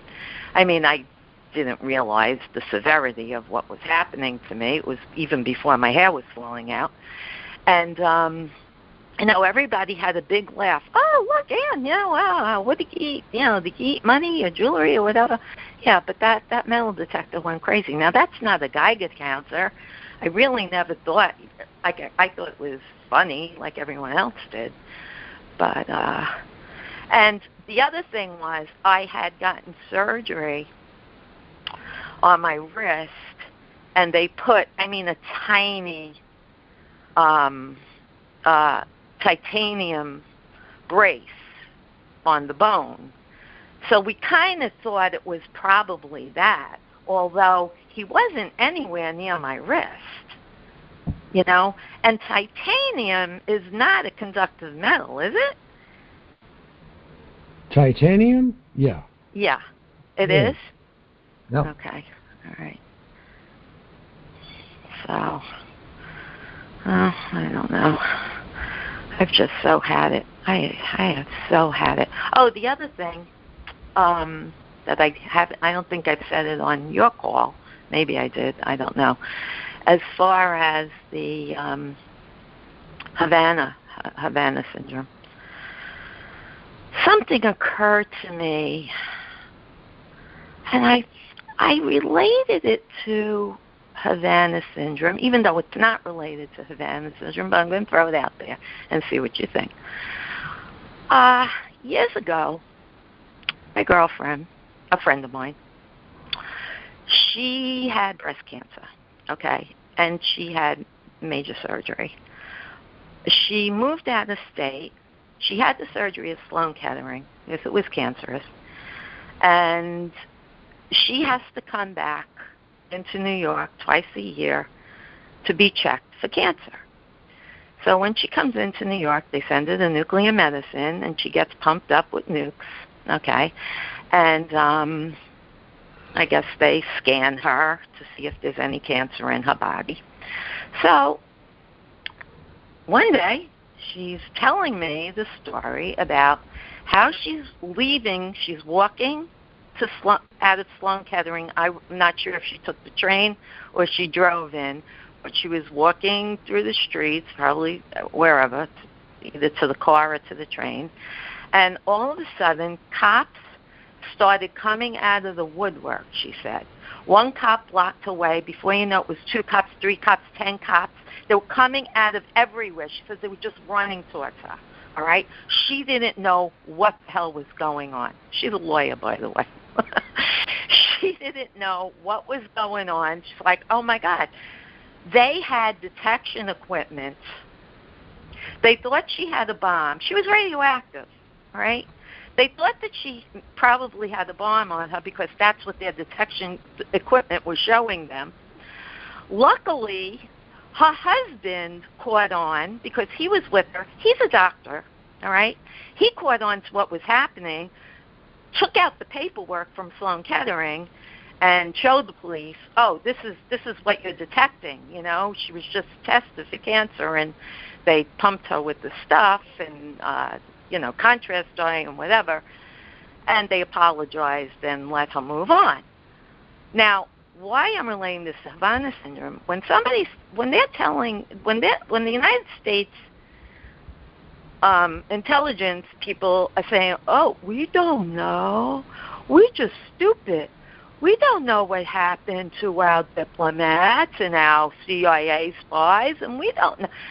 If they could pick up, radiation from my girlfriend walking down the street of Manhattan, why don't they know? Come on. It was 9/11. You think they don't have equipment to detect this stuff? Just what direction it's coming from, where it's coming from? Of course they do. We could put the detection equipment on our cell phones. And they're going to, that's what they want the public to believe. They don't know. This is a mystery. It's no mystery. I never believed it from day one.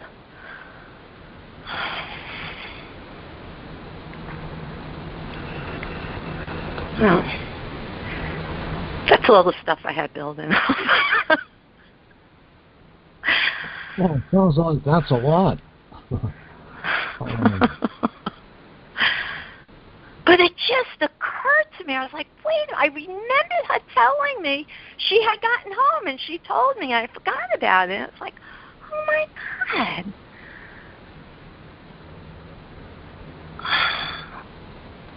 So there were undercovers everywhere, looking for her, some sort of bomber or terrorist, and they're out on the streets. I'm not saying that they're doing it or they're involved or they know about targeting individuals, but they do have detection equipment for terrorism. I'm sure. And directed energy weapons is a form of terrorism. So.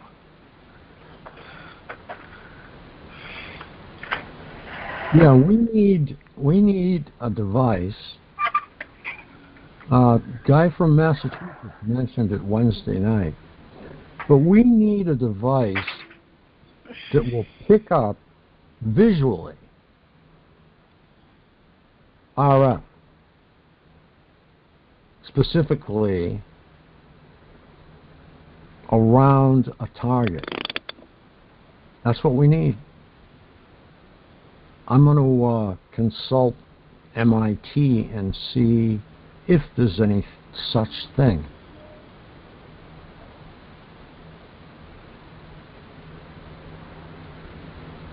Well, I don't know if you noticed, you haven't been getting any emails from me. That's because they completely cut me off. I'm cut off from communicating.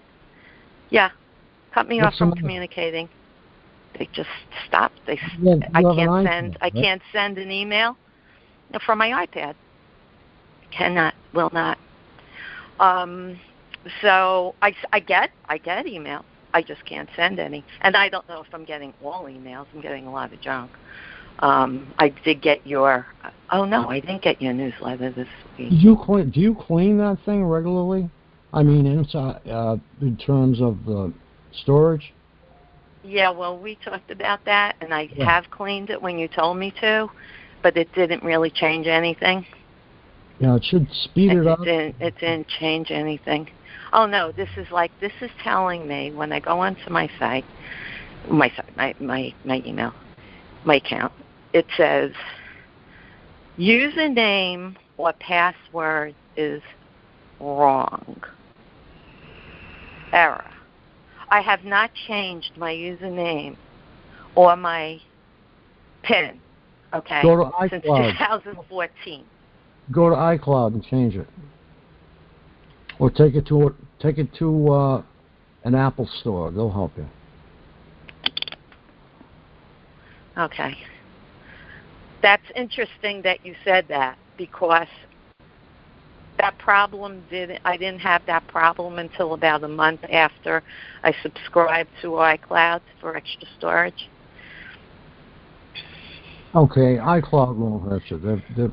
What will hurt you is this: not having good virus software.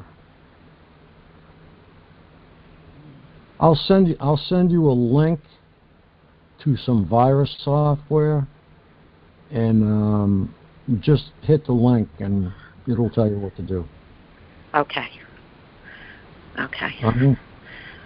But it's so since I can't send an email from my iPad, I went to the library and tried it. Anything associated with my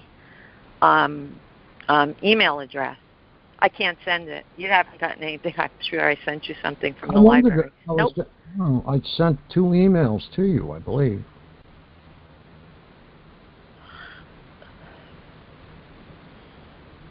I've been saying this for a long time. Yeah. I get some. I don't get all, and I imagine that people don't get everything that I send. They get some. So it appears as if. How many times, Frank, have I texted you and I told you it said failed? Okay? It says failed. Yeah. Why are my text messages failing? To you. Who's your carrier? T-Mobile. T-Mobile. All right. Well, Sprint was just bought by T-Mobile. So I found T-Mobile to They suck. They really do. I had what's called iPhone Forever.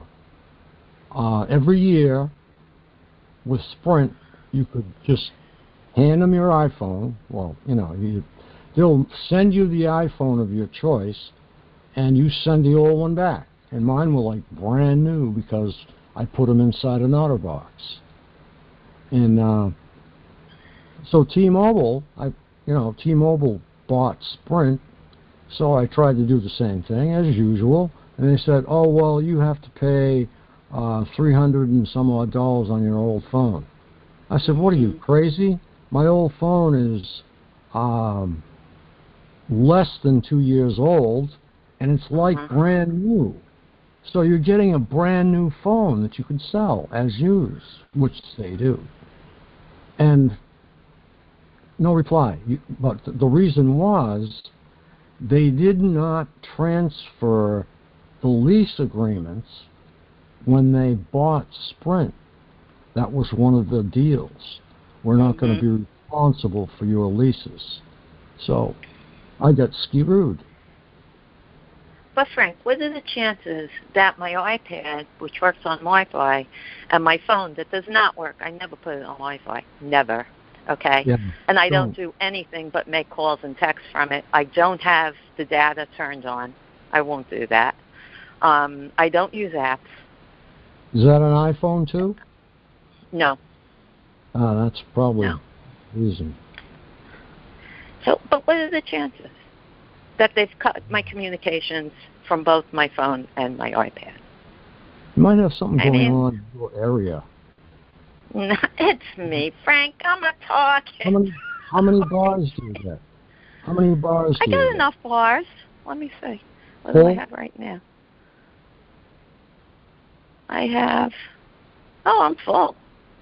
Okay, well, yeah, well... Next time I go through there, which will be probably pretty shortly, to complete a deal, I'll swing in and check it out. Yes, I need that. And I don't know how I'll get in touch with you. Hi, it's Ann from St. Louis. Hi, Ann. How you doing? Hi, I'm hanging in there. I've been right here listening. Ann, when did you do your last iCloud backup? I didn't. You didn't? I didn't. I just subscribed to iCloud maybe 2 months ago. You've had iCloud the whole time, but what you have to do is, what I do is I go to where it says Safari settings. You want to clear out all the cache data, because even though you've closed all the websites and apps and everything, it still has cache in there. So you want to clear that, and you'll have like a whole brand new machine. I was able to save somebody's machine a long time ago just by having them do that. They hadn't closed up their apps, and they were ready to just scrap it and get another phone. And I said, wait a minute, when was the last time you did your power cycle? So I do mine a couple times a day. Just clear the cache, do your iCloud backup. It has to be connected to Wi-Fi and on electric. That's exactly what I told Ann to do. In fact, I went through it step by step. Yeah, he did, and I did that. I did that twice, actually. Do it once a day. I do that once a day. I have stuff I don't want to lose, especially now. See, what I used to do is I used to email this, whatever I found with my research, I would back it up by emailing it to myself, all right? Now I can't do that. I cannot find something and email it to myself to save it. And I couldn't even do it at the library. I couldn't do it at the library. Logging in. Now, they can't say that the problem is my iPad. If I go to the library, go into my account, and I can't send myself an email or anybody else. I mean, well, what's that about?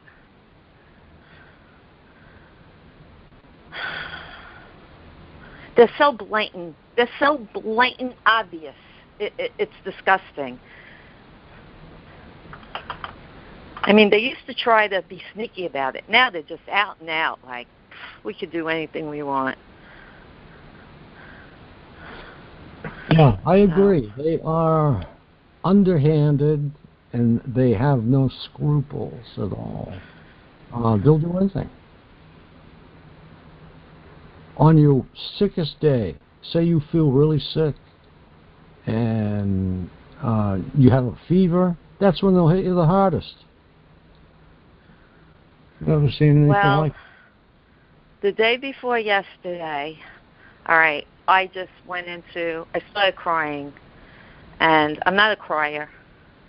I'm really not. But once I start, I'm always afraid to cry because once I start, I can't stop. And I couldn't stop crying. I just kept crying. Everything. I just kept crying and crying and crying. And they told me that they were going to stop. All right. They told me they were going to stop. We're going to send me messages. And they did. They did. They left me alone until the next morning. Noise in my head went away. So they gave me a little break. You think they took pity on me? I had to cry. Screaming at them doesn't work. I had to cry. Yeah, that's terrible. It really is.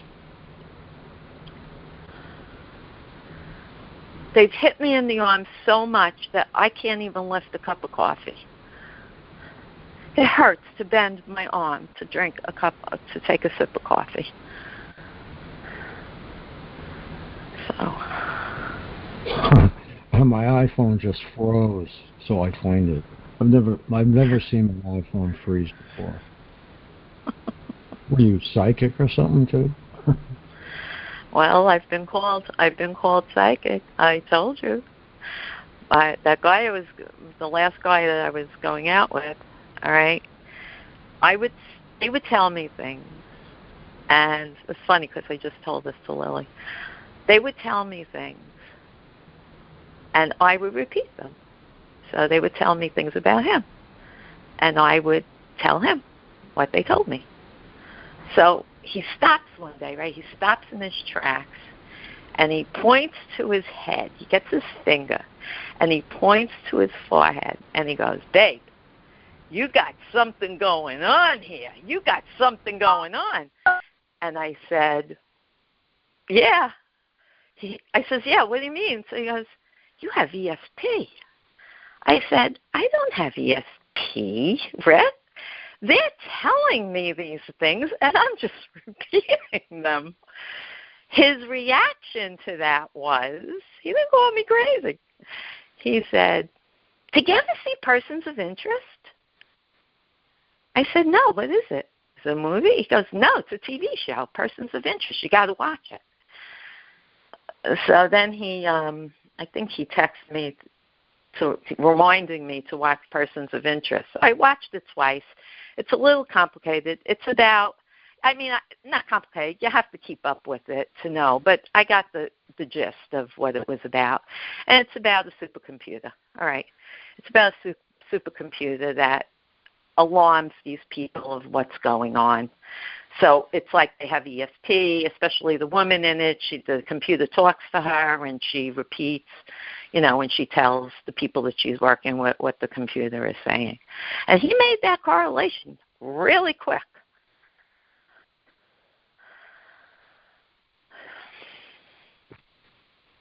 So sometimes they tell me the truth. Okay, I'm probably going to have to reboot because oh yeah, I have to. So I'll reboot. I'll be right back in about, 5 minutes. I have to clean part of the machine here, and I'll be back.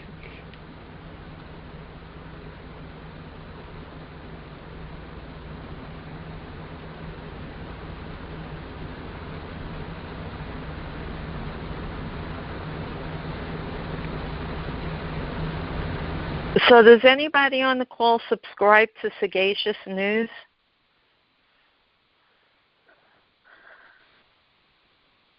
I heard they about really it. have. They really have a font of information. Varied information, but they're incredible. They're incredible, and they seem to give you references of where they found the information, so they vet the information before they show it. I've sent you a lot of stuff, Frank, from Sagacious News. I can't anymore, but I'm still reading it. And it is the website. I wrote it down here. The website is sagaciousnewsnetwork.net.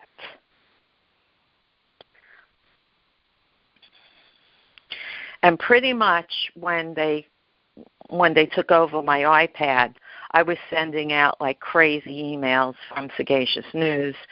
They did something on the CDC actually being an advertising company, not an official government, and they gave the whole history of the CDC.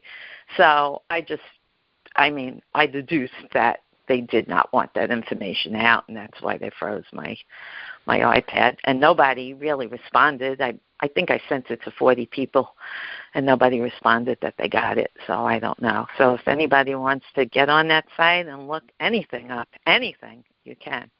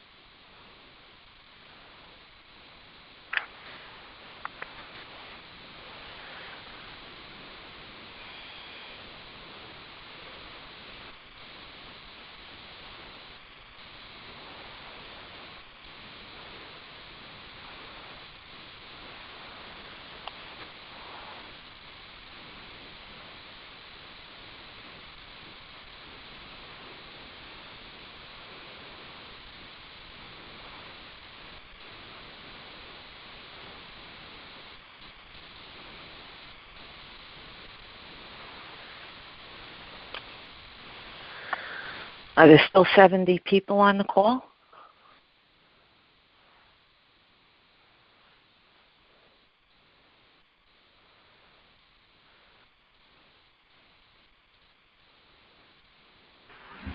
Well, some of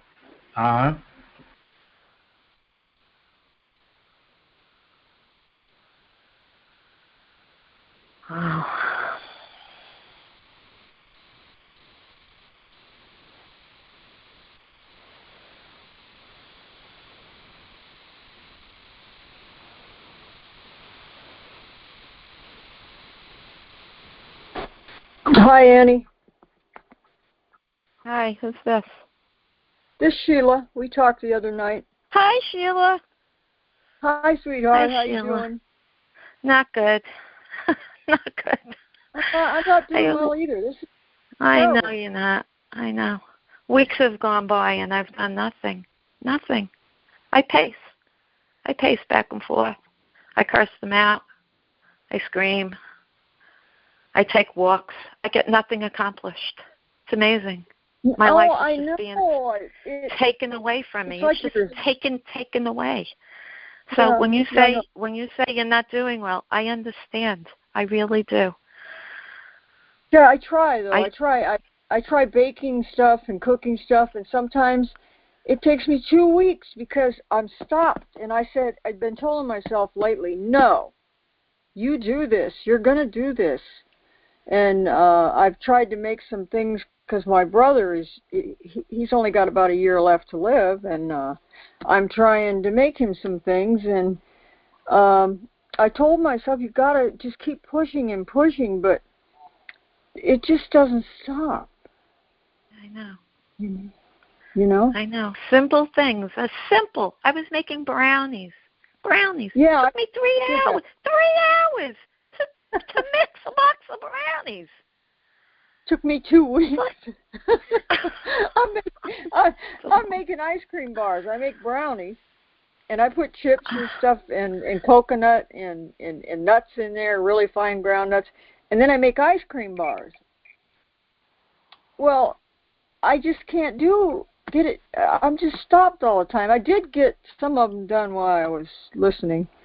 I've got to finish them. I made a big pan. I made my brother some. So that's something. I know that, and doesn't it feel good? I don't know. It really does. When I accomplish it, I was like, wow, that was something. Especially like when I get a slow torture day, or maybe not so bad, and I don't even realize it. I just start doing things, and then I stand back and go, oh my God, I did so much more in one day than I did in 3 weeks, and then I realize, oh, that's because I don't hear the noise today, right? That's because they're letting, they're giving me a little bit of a reprieve here. And it's very unpredictable when I get it. It's totally unpredictable. Do you notice when you're getting whatever that is happening, that's when you're stopped and you can't do anything and you get angry and maybe emotional and you're still trying very hard to get these things done? And I pray more and I keep praying more and I'm going to keep praying more. But gee whiz, this is ridiculous. I don't know what's changed that it was bad enough. It's tripled. Something has. Yeah. I don't know. I call it the paralyzing weapon. It's paralyzing. Well, I don't know what you want to call it, but it's just ridiculous that you do this to any age group. I don't care what age group, what size you are. I don't care what color you are. This is wrong. I don't care. It's just not right. It's so wrong.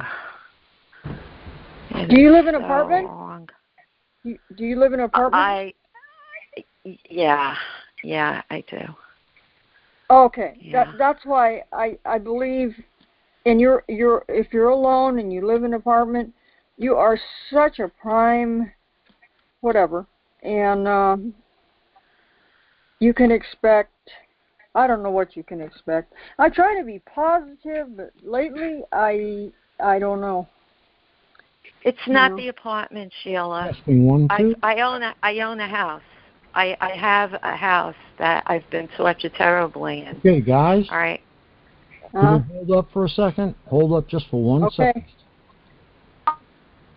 This is Targeted Massachusetts Northeast Conference. My name is Frank Allen, and we are signing off at 1:27 a.m. Eastern.